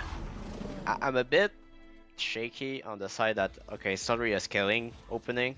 I would have preferred to see the Sea Serpent paired with the Oathbreaker. I think it's slightly better to at least scale up and already have your answer for 4 so that you can prepare 5. Now, double Oathbreakers, like, okay, but now 4 is a bit tricky. You still have Serpent, but it's still a bit tricky. Yeah. And the double Oathbreaker is even as well, so he'll have to do something on 5 to stop the Scorpion going right. I mean, he could also just build on the right. Yeah, that's true. Yeah, he could also do that. That's a possibility. We'll see. I mean, it's a bit tricky with that position. as if he were to go Serpent, he had the Scallywag into the final form on 5. Yep. It was a bit smoother. Yeah. Very slick. Okay, now we have the Oathbreaker coming out from Quacker as well. And lizards galore, it seems. Adams, once again, this man is cringing like no tomorrow. I mean, he's seeing the 4 angle. That's basically it. Yeah. I mean, the 4 is if just- you see your opponent with double Oathbreaker, wave 4 does look very, very appealing, right? Now the question is, do you go Fiend? I think Fiend is still quite high value and you get Ink fully. Yeah. Now, Brute, obviously, yeah, there we go, okay. I think the way that Adams has been playing Yeah. all of makes his sense. games today, he just wants to break his opponent early. And a Brute into a double Oathbreaker should get the job done nicely. And there's the Serpent, obviously, as expected. But with only 50 gold remaining, Slickens doesn't have any good options to add to it. Yeah, it's a bit tricky. You'll have to spam those little chain fists. He might just end up leaking all of the wave on, like, injured HP, right, from the Oathbreakers. This is an 80 send into Slicky, he's minus 80 value. The Serpent at least will guarantee a few chicken kills, but that Brute is looking pretty deadly. Actually, wait, the Oathbreaker's cooking. Does go down now, but not before lowering the wave enough that the Serpent can pick off a few more chickens. Does die now, 35% leak. I think Slickens is very happy with that result from a full send off of Adams. Absolutely, pushing all the way up to 8 workers there. After being kind of starved for a little bit, feels really good. They could possibly even greed one more, as Oathbreaker is pretty strong on 5. Yeah, against no send, 128 gold. I mean, his board is starting to look a little bit monotonous, though, with all of these Oathbreakers. Like, could be in for some trouble on wave 6. And guess who's saving his Mythium here on wave 5? That's right, it's Adams. I mean, they saw that as well. Don't count him out. Yeah, true. Quacker also not looking phenomenal on 6, it has to be said. I mean, Slicken does have Deep Cutter as an option on 6 if he has enough gold. I mean, he has some spare gold in the Chain Fist. So I would see him go for that at least. But yeah, big leak here. Yeah, 67% onto Adams here from the Brute Snail resend coming out from Quacker, so at least some gold to be had, but look at these Mythian numbers now on the side of Kusa, 160 already for Isolde, and the double Brute already being sent there by Adams. I think Brute motherfucker might be in for a taste of their own medicine here on wave 6. Yeah, it's so slow. The wave 5 is so slow. Yeah. And the board was, I mean, their board is just not looking good. Oh my god. There's the triple Brute from Isolde as well. So yeah, these sends are huge. We've got 3 Brutes into Quacker, 2 Brutes and a couple of Snails into Slickens. But Slickens' board consists of 3 Oathbreakers and a bunch of Chain Fists. Like, he's close to I mean, value. he has a three-way split. Maybe it does something. Yeah. He also has this unit. Like, Deep Coiler can pull off some tricks here. The Swift Armor is obviously good, but also it has some pretty nice damage thresholds against the wave, so we'll have to see how well he does. But 200 Mythium on wave 6 into Dark Quacker should get some work done. This Deep Coiler from Slickens is cooking, though. Cleaning up. Three-way split. It could Yeah, also. the 3-way split's pretty nice. Quacker, meanwhile, this is a pretty good lead. Does he get one more? He does not. 81% there for the Quackster. Slicken's doing really well, but not enough. Yeah, I mean, the danger to the king are the brutes. Is all it does leak also a little bit to the send of Slicken, which did go for a brute. Yeah. Well, here we go. We've got 4 brutes reaching the king. One of them's a bit injured. It is a Kingsguard king, so that's something. I Spreading mean, that damage all around. Yeah. Go for it. Still down to 67%. My god, those brutes are clapping the king. I mean, it's the attack speed slow. The fact that you have the attack speed slow, damage on 2 mercenaries is lower. It's just a combination of it. It's just so much extra time.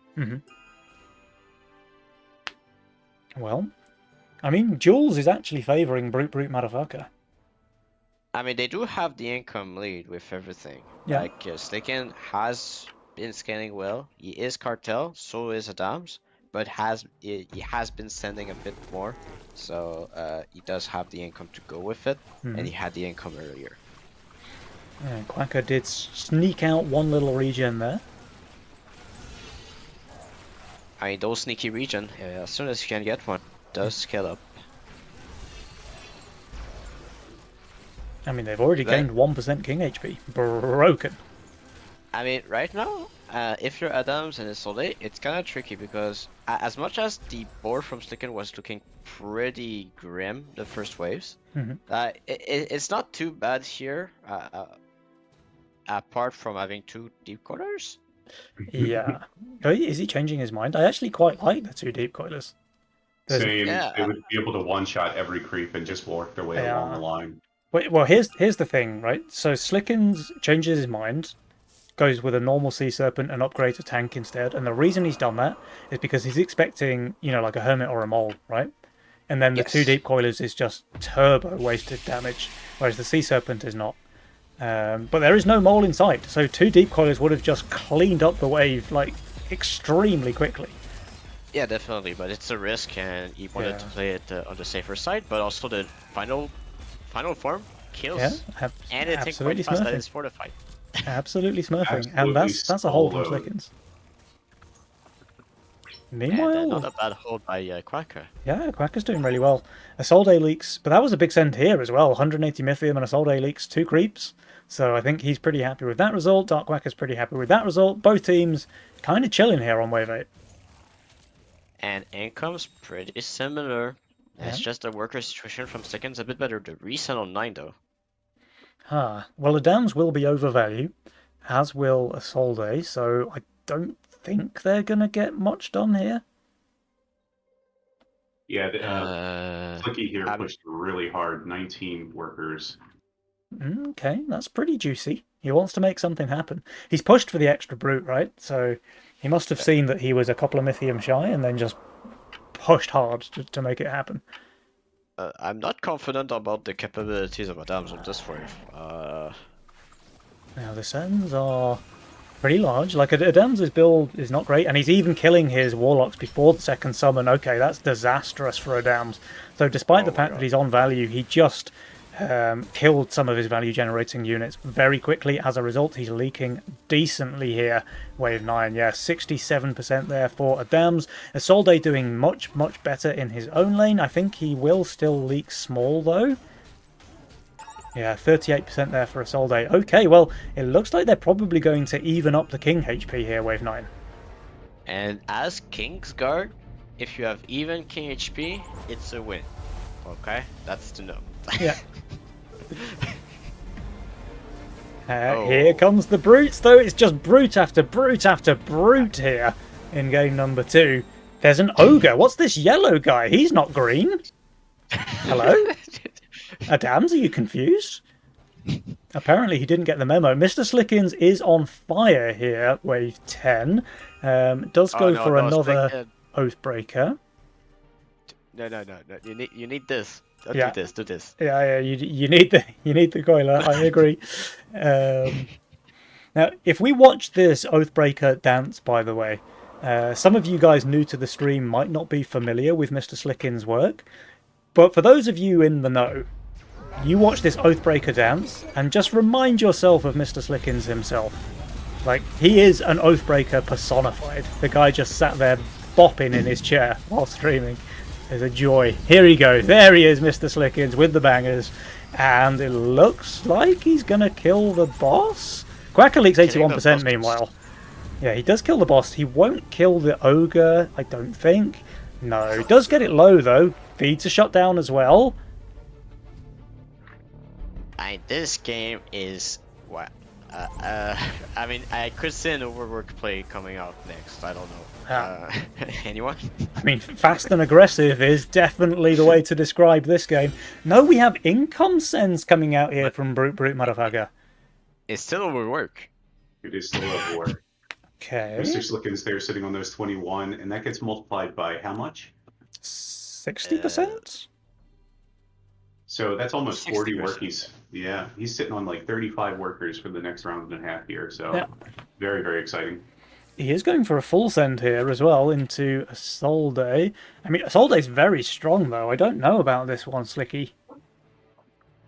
And he's still He's- minus 250. Hmm. He's trying for that one snail tech on 11 here. Yes, it's going to work. Wait, he did allowance? Wait, does not build with allowance. Wait, Oh. I mean, he shifted 190 gold there for Isolde. is that a long wave? Pulverizer was not used also on Adams, by the way. Okay, well, I mean, Isolde is leaking, despite having very good units for wave 11. He's not leaking bad. It's a slow wave. It's a slow wave, which is big for Slicken. Yeah. He's the only one with overwork. Okay, well, Isolde is a genius, which obviously I said when I saw that he shifted 200 gold here into the full end. Yeah, the long wave is fantastic here for Adams and Isolde. Well, It's- for Slicken. It's good for Slickens as well with the overwork, but remember, Adams and Isolde are saving their bricks right now. So, and also the fact that Slickens just goes for more income here, there will be no pressure onto Isolde, and the side of Kusa can just determine when they want to send next, which, looking at the builds, I would probably say is going to be wave 14. You Although are Slickens correct. does have an answer. However, you're not correct. Because of the gold that Slicken has. Yeah. And he The didn't play he shift. did is a very risky one. Mhm. But it's a good one if you're ahead in workers. And Yeah. despite sending on 11, he is still ahead in workers. Now, Isolde might overtake him here, but he is not benefiting from the income from those workers yet, while Slicken already did. Yeah, and Slicken's income is actually double that of Adam's right now. So I'm still confident that Slicken might be holding the next send, which is huge in his position. Yeah, I mean he has We do to. see If he duels leaks, favoring. He still has more workers. wow, crazy, yeah. And the Doomsday obviously is incredible on 14, which you have to think is when Adams and Isolde wanted to send. They might be tempted to try and go straight 15, but the fact that Slickens and Quacker actually stockpile their bricks here on wave 13 might mean that Adams and Isolde just simply cannot afford to skip 14. I mean, Adams is Adam's really just undervalued 10% already. on 14. Yeah. He has one Tantrum Hellraiser next wave, but I mean, I want to see a full send. I want to see a full send from Slicken and Quacker. Okay, maybe Slicken can go for income, but at least break Adams. That's what I want to see. yeah, Adams should be dying on 14. The danger is, like Slicken's income sends 14, and Adams and Isolde try to do a 15 send. Which Yeah, they and do. They go for full. Yeah, but Slickens does not income send. He's going full here into Isolde. Isolde will be on value, but he won't be over value anymore. And meanwhile, Adams is heavily under value and not looking great here on 14, honestly. Like, the mass brute send is very good against Azeria. We might just see this bad boy going down very, very quickly. Only one of his Hellraisers is on Tantrum, the other is Calm. I don't know. This is looking bad for Adams. It's all about I whether think this Isolde is- can hold. I think this is game. I don't think that even if Isolde holds, I don't think he covers enough of Adam's leak. Yeah. You could easily be right. The Azeria is actually tanking nothing, which is the other bad outcome. Like, you need that thing to keep your other tanks alive. Oh my god, I mean the tanks just melted, now they're just under fire. Yeah, Azeria's already dead, didn't even get off another heal. Oh. That is 131% leak for Adams. And Isolde, despite being plus 5 value, with 2 hardened mudmen, with a boosted veteran, he is Hold just barely holding. Yeah, I was leaning. I was leading up to him leaking, but But as I said, it's not enough. Like this is lethal. yeah, there's still 5 brutes alive on the king, and it looks like brute motherfucker. Oh, I don't want to speak too soon, but yes, they won. Okay, I can call it now that it's actually happened. I can finally call it because I didn't want to curse it. I thought they might just survive on like a 1% HP. But no, brute motherfucker, they have tied the series here in game number 2, which means, guys, we get a game number 3. Let's go. I was holding my breath just at the end there. I didn't want to step on any toes. I did definitely want to scream out, not even close, but I didn't get the opportunity. Very exciting. Holy. You can do it now. No, it was super close, and unfortunately... It was a little bit too close for a Dams and a Soldo. Yeah. It is so fun that we have a one-to-one game here. Just because mostly that allows me to be correct at the end, and that's one of my favorite things in the world is being correct. Oh, you and me both, buddy. And I think I called it 2-1 in favour of a Dams and a Soldo, right? Which does You mean did. we're on track. It all comes down to game number 3. It doesn't even matter in terms of the results of the tournament. It's all about whether or not me and Seto get to be right with our predictions. You know, that's the important thing. Priorities, guys. Priorities. Yeah, that was a wild game, and another crazy comeback actually. Right, let me just see if we can find that win probability graph. I've actually closed the post game. Let me find it up again. Apologies, Twitch chat. Okay, no, it wasn't a comeback. They were just in the lead the whole time. Okay. Yeah, but it's. I think the game changer was just the play from Slicken on 11 to go overwork. Yeah. Like it's something that, like you can see King Dance doing, Ashton doing, Aviator doing. If they have a lead or a strong board in the mid game, they're gonna overpush, take over work, and crush you with their income. I mean, honestly, the only weak wave Slicken's had was wave 4, and he got a Brood on that wave and still only just barely leaked 2 creeps in the Brood, if I recall correctly. After that, he got to just push like a madman, build the Oathbreakers when he needed them, build the Serpents when he needed those, and every choice he made was almost every time the correct one. I mean, the man is Oathbreaker personified, right? We talked about Isolde being part rat. Well, Slickens is all Oathbreaker. And he was really living his best life there, bopping away. But guys, it all comes down to this now. Game number 3. We are tied 1-1. Who will make it through to tomorrow's semi and who will end their tournament right here? We're about to find out. Game number 3. Ooh, from Cartel Castle. We got the YOLO by accident thanks to Megamind here, something we had talked about a little bit earlier.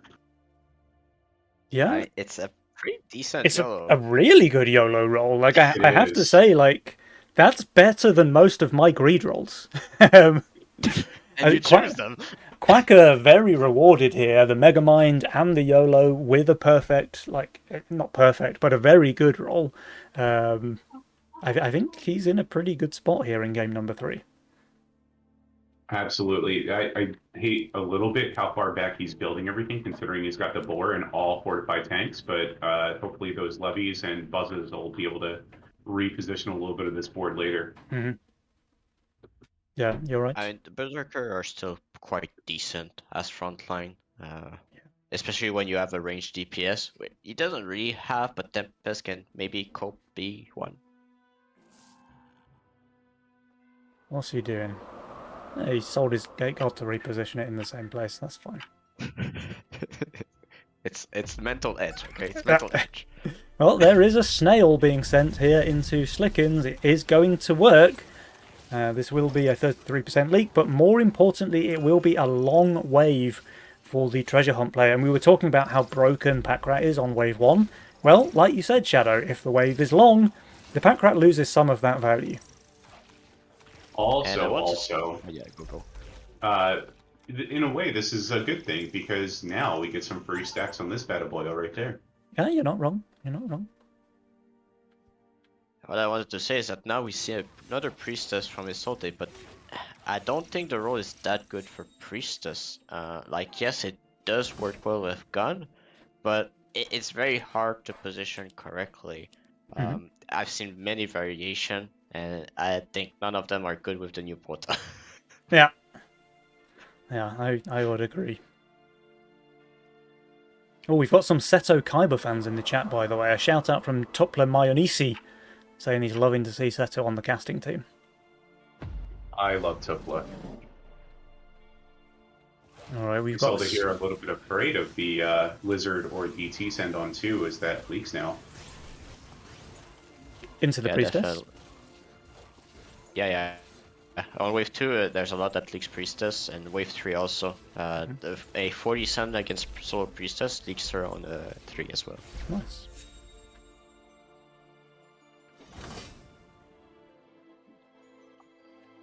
That's why you see some slick addition here. 1 or 2 units, just to make sure you don't receive a 40.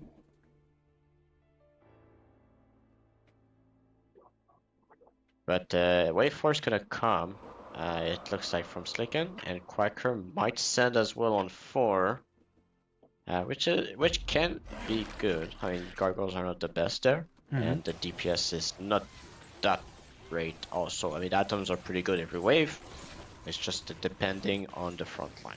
Yeah. The weakness of Atoms is not typing, it's ramp up time, right?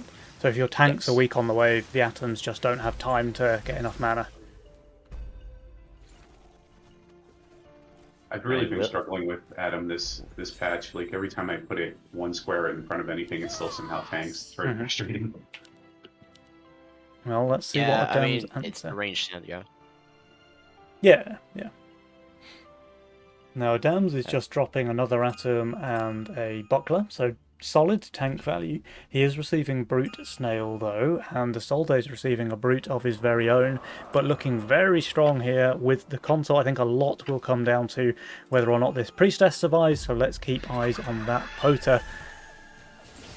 Looks like it's tanking very well. Actually, no, it's not tanking enough, right? Brute. If the Brute doesn't kill the Consort, it's fine. The Brute doesn't kill the Consort. So it should be a leech. Very small one, though. Meanwhile, very small on the Dams as well. I mean, it's Brutes. Yeah, 2 Brutes on the King, wave 4, so they just die, right? Yeah, it's 20% king damage. Slickens went for a bit of a leak as well. There's a Brute in there, but obviously Quacker will full cover. I mean, Shadow, I thought you were capping. You in fact capped. This is actually exactly 20% king damage. Holy moly! But one of the Brutes was slightly injured. That's why it's only 19%. I didn't take that into account. Sorry. Yeah. Wow. I mean, Jesus, these Brutes are terrifying, man. I think I'm gonna have nightmares tonight. These little green guys. We just want to give you a hug. No, my king. It was just 2 Brutes onto the king. Yeah. Wow. So Jules really likes Brutes this patch here, giving 64% win rate to Quacker and Slickens there, and they really did just get the Brute motherfucker. Yeah. Like, it's so simple. I mean, that's it. Wave 4. Brute, motherfucker. Well, let's go. 20%. If they follow this template, I think into tomorrow, we could see new kings, and Seed 8 kings at that, with these Brutes. Yeah, right. Slickens is leaking very small here, 28%. It is another long wave, while Kusa have the worker lead. And here comes the counterpunch. Okay, they need to get some work done here. The double Brute coming out from Isolde, but Adam's only going for the income send himself. I mean, it kind of makes sense. Slickens very strong. What he's not accounting for is that Slickens has been pushing the workies. So if the Dams had gone for a Brute send here, they might be looking down the barrel of some very serious king damage here, wave 6. As it is, Slickens should be doing pretty well. While Quacker dropping down this Berserker here on 6. I mean, he's still receiving a massive send, but maybe he can do okay. I mean, the board of Quacker is still pretty strong. He's not 6 worker, but he still has a lot of good units for wave 6. I think that Robo is just doing an insane amount of work. Oh, it is. Now the Berserker does go down. He is going to kill one of the brutes. Yeah, he is. But still, that's going to be a decent-sized leak. But the problem is here. The problem is this Fiend sent into Slickens. He's only holding with one... Oh, no, there's 2 Gate Guards. Okay, never mind. He actually held pretty strong. But meanwhile, we have, of course, a decent leak here on Isolde against the... What was the send here? Only a Robo and 2 DTs. So yeah, the fact that Slickens is able to cover nearly all of his teammates' leaks here on 6, so very, very little king damage going to be dealt here. Although, I mean, there is half a brute, so maybe it's still 10%, I don't know. I mean, I've said at the beginning of the series that if Slicken and Quaker wanted to do something, they needed to adjust something on 5 and 6. Mm-hmm. Well, this game, I think it's one of the first time I've seen them in a leading position in the early game. Yeah, you're right. I think it's the first time I've seen Mr. Slickens kill the Scorpion on 5. Yeah, that too. Oh, shade. Now, we do have another full send. I mean, everybody is just addicted to brutes this month, it seems. I mean, Priestess is pretty much negative value here on 7, so if you're already undervalued, you're even more undervalued. It's also barely tanking there for Isolde. I think he must have mispositioned at some point in the game. His Priestess is not doing its one job on 7, which is to tank half of the wave, and as a result, he's actually leaking quite decently despite being on value here. 56%, yeah. It's the one weakness of Priestess. If she doesn't tank early, you lose a lot of value on her. Yep. Still So no that's more why- king damage. Oh wait, pack. Okay. Well, Is it good? Wait, I mean, it's good. It is good. I mean, it should go right, and it should probably pull half of Slickens. Oh, but Slickens is I actually like this. adjusting for that. I mean, this is good. Oh yes. Yeah, so Slickens is making sure that the big send does not go right, and now his Gate Guard will obliterate this pack leader. This thing's going to die super quick. It's going to die pretty quickly. We hit the brute there. Unfortunately, of course, the casket doesn't get to the wave for a little while, and it's going to go down here, so it does get one cast Well, that off, second but after spell that- still hit the whole wave. It didn't look like it would. No, But we do get a pretty sizable leak. but the fact that he centers the wave is good knowledge of what's Yeah. the possible send he can receive. It's Very better for him to have all of his impact onto the sun. Yeah. So 42% against a 240 Mythium send. Like, Slickens has done very, very well there. And here comes that counterpunch once again. Dark Quacker with the Mole and Imps into Adams. Adams will be overvalued, though. Overvalue with what? Yeah, with, like, Royal Guards, I guess. I mean, Dying Egg? Dying Egg might not even be the worst, honestly. Oh, never mind. He was re-rolling. Okay, he's found. Okay.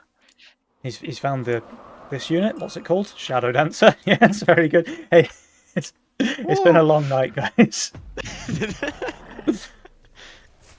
But still not the strongest here if you don't have too much frontline. It's well hidden currently, but I don't know if the atoms are tanking before. Oh, At least Atom one is of them tanking is a bit doing too it. much. It looks like that thing does go down, but he is killing at least the brute and a decent chunk of the wave. The Shadow Dancer is still alive, printing off that infinite HP bug once again. Won't get another one though. That's still going to be a pretty sizable leak for plus 25 value Adams. Yeah, 77%, not ideal there. His teammate will be able to cover, I think, all of that though, which is great. He needed to stay plus 155 to ensure that hope. Now the tricky part, okay? The tricky part, we have 2 castles, we have Dark Ritual, we have Divine Blessing, and we have Investment. Those spells slows down the game quite and punishes mistakes. So what you will see most people do is income 11 and just wait and see, sit back and see what the opponent do. If it both go 11 income king, then it's 15 or something like that. So it's just extremely slow game with those Yeah. spells. Yeah, you're right. So I like what Slicken and Quacker are doing, just recognizing the slow speed of the mid game that's gonna happen. Will this be the first time we see a game go past wave 14? This Nova Cup? It might be. I mean, I've watched the post game of some games that we didn't see on stream, and there was some wave 20 and wave 19. We just didn't get them. Okay, fair enough, fair enough.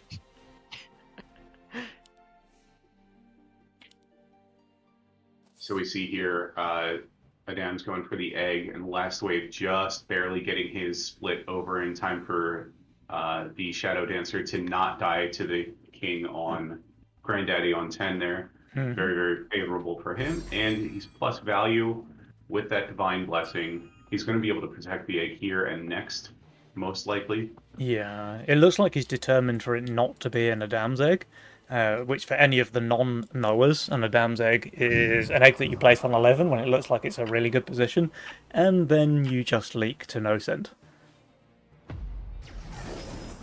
But I I think want he's to point determined. out that Adams and Isola did exactly what I said, but Slicken and Quacker just did that on 10 and skipped 11, and they're Yeah. still ahead in income. Oh wow, I'm just yeah, thinking that's not great for Team Kusa, I don't think. Little It's troubling. a pretty good position for Slicken and Quacker for sure. The problem is this egg. It's like, what do you do with this egg now? Yeah. They can't really send 12, right? They don't have the Mythium for it. But they can just go all the way to 14 or 15. I like 14 a bit more, if I were them, because you counter the Priestess, and the Shadow Dancer is pretty weak on 14, to be honest, because you're doing magic damage with the clone. Yeah. Oh, income king again. Gotta save the egg. Oh, they're gonna try to break it? He wanted to make Slicken? sure he could get this out. That makes sense. Slicken? What that mob doing? Yeah, did Slickens not get the memo? Uh-oh. That's problematic though. Yeah, that is problematic. That's 120 Mythium that he actually really needs. So I think like they initially wanted to go 12, but they like decided last minute to not go and go for 14. Yeah, but maybe Something like that. Slickens still had it like shift clicked or something. Yeah, that might be it too. So a bit unfortunate. He did push the extra workers to try and compensate. But that hurts.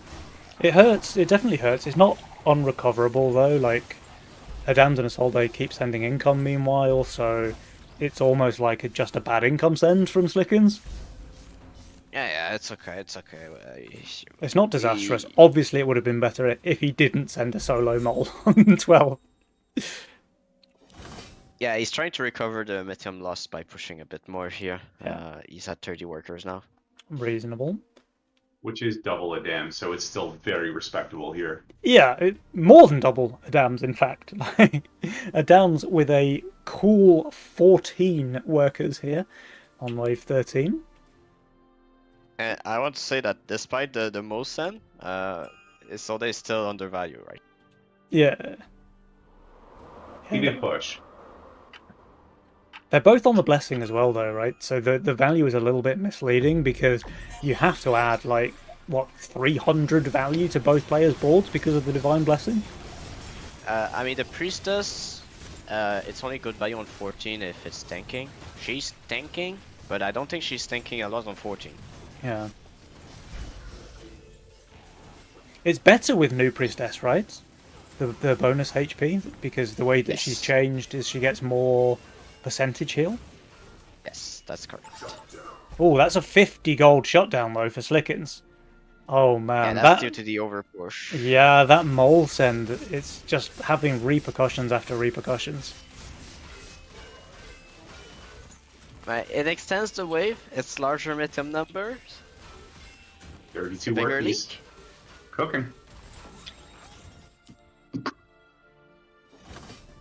Right, here comes the wave Oh. 14 send. And we have a skip. And now they save, of course. Well, Isolde is 360 undervalue, but this thing, if it tanks well, is just going to be unkillable with all of those steeds. And this thing, if it stays alive, is potential for infinite HP, as we know. I mean, there's no warp wing, so it's not nearly infinite. Well, Adam's being on value with decent units. The really, really super buffed Elite Archer, Trinity Archer there. Yeah.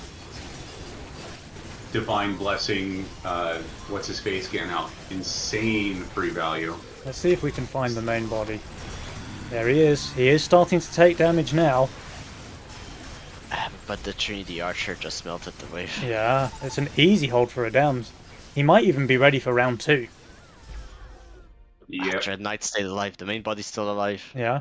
It's gonna Alive die will now, be- but they're not gonna take barely any king damage. I mean, the Divines are down. At least it's that, but yeah, it's definitely Adams and is holding on the. Yeah. Oh, Slickins, that mole, it cost you dearly. I mean, is it that disastrous right now? I mean, 16's open. Yeah, okay, it's looking bad. Yeah, it's not ideal. The income is certainly doing well for Mr. Slickens and Quacker that when they took their investments, so at least they'll still have that paying off for them. Yeah. We do have some scary waves coming up for Isolde, possibly at 16 that was just mentioned, but the Aziria could cook. I mean, we do have some mighty, mighty steeds backing it up. Yeah. They do have full king HP on, well, basically on both teams. So Yep. if this will be a big wave 16 send, it's unlikely to end the game. I think it's income king from Slicken and Quaker. Yeah, that's what I think would they think have as to do well. that. Yeah. Yeah.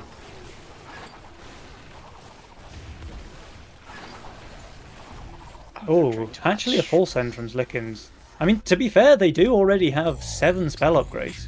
They could go for like full sends and then just finish spell. Quaker? Oh, okay, Quaker's going Quacker's for the going income. Okay. I mean, Yeah, it makes sense. that's Isolde is reasonable. the weaker player, Yeah. and you can get some gold back with that. Yeah, so Slickens can just farm the Burt while Dark Quacker reinforces the king. It's not a bad call. It's every single time that Slicken's on fire is a bad timing. Yeah. Remarkably horrible, yes. But to be fair, every high elo player loves that mechanic, so Yes, we love it dearly. yeah, that's all good. Quacker is doing 9 spell and a couple of attacks. This could be Yeah, spell something. 10. Okay. We can all relax. Spell 10 comes out. Let's see. This honey bear dies instantly as a result. Actually doesn't really heal anything. And that's the problem with Honeybear. If you don't have an AoE unit right from the start. Yeah, it does nothing, right? And yeah, we saw this honey bear shot his load a little bit too early. Didn't heal much of the wave at all. Isolde leaking 83%, Slickens leaks 67, Quacker leaks 94, but with that full king spell they should survive this. While Slickens is farming a decent amount of Birch from leaking Isolde so badly here on 16. The fact that he kills the pack is a huge difference maker on 16. Wow. I mean, even then, their king HP drops from 100 to 24 with full spell upgrade. But can you remind me what was the length of the save? It was approximately 16 waves. I don't know. Was it like 11 to 16? Yes. Yeah. So it was a pretty long save still. Slicken is still ahead in income, and he has been for a long time. Mm-hmm. Now, Adams is forced to overpush to try and counter that. But Isolde is going to be overvalue. Yeah. And it makes sense, right? Slickens is the one that they need to break. So Adams is pressing the workies and Isolde is staying over value. But it's not like Dark Quacker is completely out of the game. He is behind, of course. But he's not completely out. So if Isolde doesn't push anything, Quacker might be able to hold. I mean, the biggest problem is that. Oh yeah, okay. I was saying that Adams and Isolde are focusing on 19, Mhm. and I mean, if Silicon and Quaker needed to make something happen, it's on 18, but Isolde shifted, and it's just a perfect bait. Yeah. He's going to be like turbo overvalue, right? Actually, he's still going to be under. Slickins has the pressure despite not having to push too much. Isn't it like just full steeds I mean, for Isolde, and I he holds guess second preset and full steeds? he's How even about going three? third priestess. Yeah, but those priestess needs to not tank. Yeah. Like, they need to be DPS priestess here. You need to up the split or up something. You need them to not tank. But the other thing is, Adams is like he pushed workers to try and leak Slickins on 19. Adams is that's going to me. leak everything here. He's going to struggle to kill like more than one unit, I think. That's dying. That's dead. Yeah. Well, at least he won't be empowering a dead Poda. Let's have a look. The one Azeria is already dead. Yeah, that's the issue. They Yeah. needed to not tank. He's killing the Shaman though. I mean, that's something. Yeah. Ridiculously huge, actually. Oh, split tanking is very clutch for him. But yeah, there's Adam's 154% leak. And it looks like a Solde. Can he? Come on, He's Will going to get the Chieftain. heal? Come on, Will No! He actually leaks. The heal would have let him hold here at least. I mean, Hoping. they do have 95% HP. They should survive this, right? Two dead whales. They should. I mean, Infinite scaling king. yeah, they're surviving. They're surviving. But brute motherfucker, I don't know that they're going to be able to pull off the same thing here on 19. Yeah. Where's your Pierce DP? Oh wait, though. I was talking about where's your tank, their Pierce DPS. You just Yeah. found it. He found it. Yeah. And these things are pretty good on 19. Wait. Can Slicken just hold? He actually can, yes. I don't know that he will. Like, not all of his units are perfect here. But he has got a lot of very good value with all of this stuff going on. I mean, he has infinite HP. Yeah. And even Quacker, by the way, who Sui pushed for that wave 18, he is not that far under value, and he does have boars. And Sky Queen. Yeah. Wait. Can they hold? I mean, Slickins might. He's already killed the front line. The wave units die very quickly under this Starcaller Disciple onslaught. Like, the upfront burst DPS is pretty huge, but his front line has died now.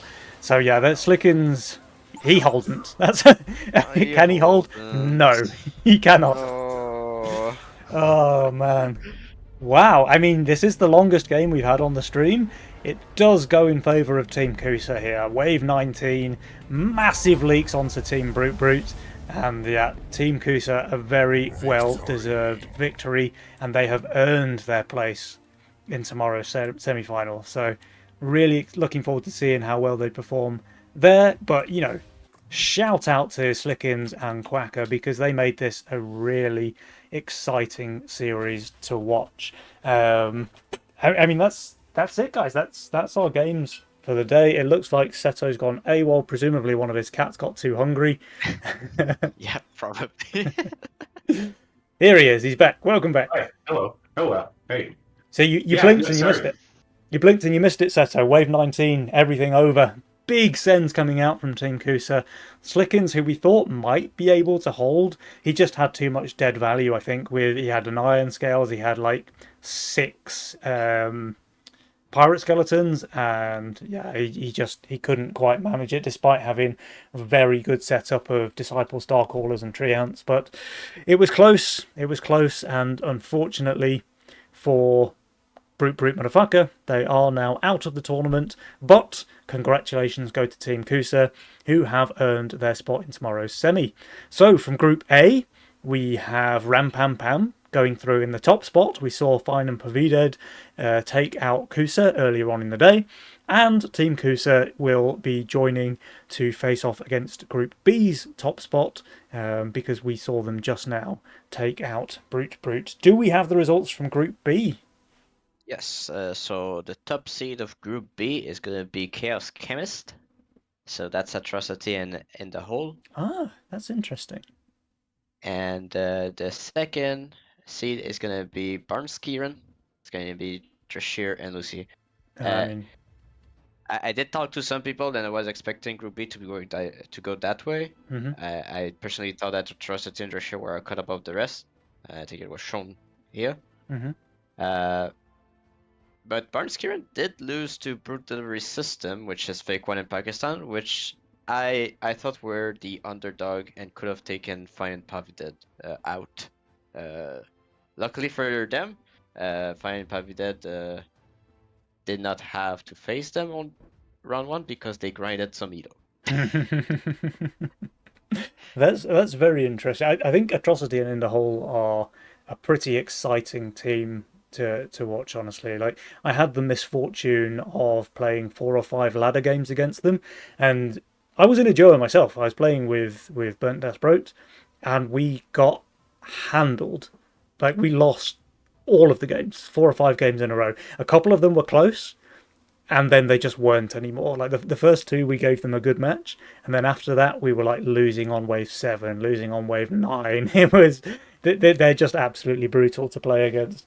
So be interesting to see how they perform in the semi-finals tomorrow. Hopefully, the other contestants can give them more of a run for their money than myself and Burnt could. But yeah, they're certainly one to watch out for. And they're going to be against Kusa, right? They'll be against Yeah. Kusa. Yeah, they'll be against Kusa, and Rampampam will be against Barnes Kieran. So both of those semi-finals, extremely closely matched teams, very, very high-level Legion, as to be expected, because again, guys, this was the highest-rated Nova Cup of all time. Thank you, Jules. Thank you, Bert, for Double Down. Obviously, that one's done some wonders for people's peak elos. But look, it's going to be a really exciting cup. And I think what we said at the very start of the day, this new meta has been seismic in the way that it's changed the game. Like, to go from the longest Nova Cup last month to one of the quickest today. Although, having said that, the fact we had a couple of game 3s actually stretched. We still got a good 3 and a bit hours out of it. So, solid. Solid, not as quick as I thought it might be in the end, but look, the meta is just night and day from all of the like wave 21, 24 games that we had last month, and now we've had a lot of wave 14 ending, 13. We did just have a 19 now, but that was the longest. It's just really, really interesting the way the meta's been shook up. So, credit where due. Very well played, Jules. I think this patch is really exciting. I mean, we've seen a lot of different wave ending, right? Mm-hmm. So it just proves that every wave is important, and also that you can play early game builds and you can play late game builds also. Yeah, absolutely. Look, guys, I think I have rabbited on enough for one clown for one night. So I just want to say my final words before I give the opportunity to my lovely co-casters. My final words are, well, I've already said well played, Jules, but a massive thank you to my 2 lovely co-casters, Seto and Shadow. It's been an absolute pleasure to cast with you, my friends. And massive congratulations to all of the players, win or lose. I think we've had some fantastic games on the stream today. It's been really fun to watch. I hope you Twitch viewers at home have enjoyed it as well. But that's enough for me. Let's say, Shadow, you first. What are your thoughts on the games today? I mean, I wasn't right all the time, which is a bit sad, as we all know as a caster. But at least I could refer to patch note a few times. Lovely. Seto, some words of wisdom from you, my friend? Absolutely. I finished strong. My final predictions were correct. I had a lot of fun interacting with chat today, and again, having a lovely time with 2 of my favorite people. Shadow, Penny, thank you so much for having me on. Bless my lovely family who let me do these things. And, all things considered, I think that this is going to be a ridiculously crazy final match tomorrow. Penny, good luck to you. You are going to be exhausted. Lovely. Well, thank you very much, guys. And Seto, that is the main thing. Our prediction was correct. You know, that's the main thing, really. But guys, that is all we have time for this month. Really hope you've enjoyed the show. Make sure you are back here tomorrow for those semi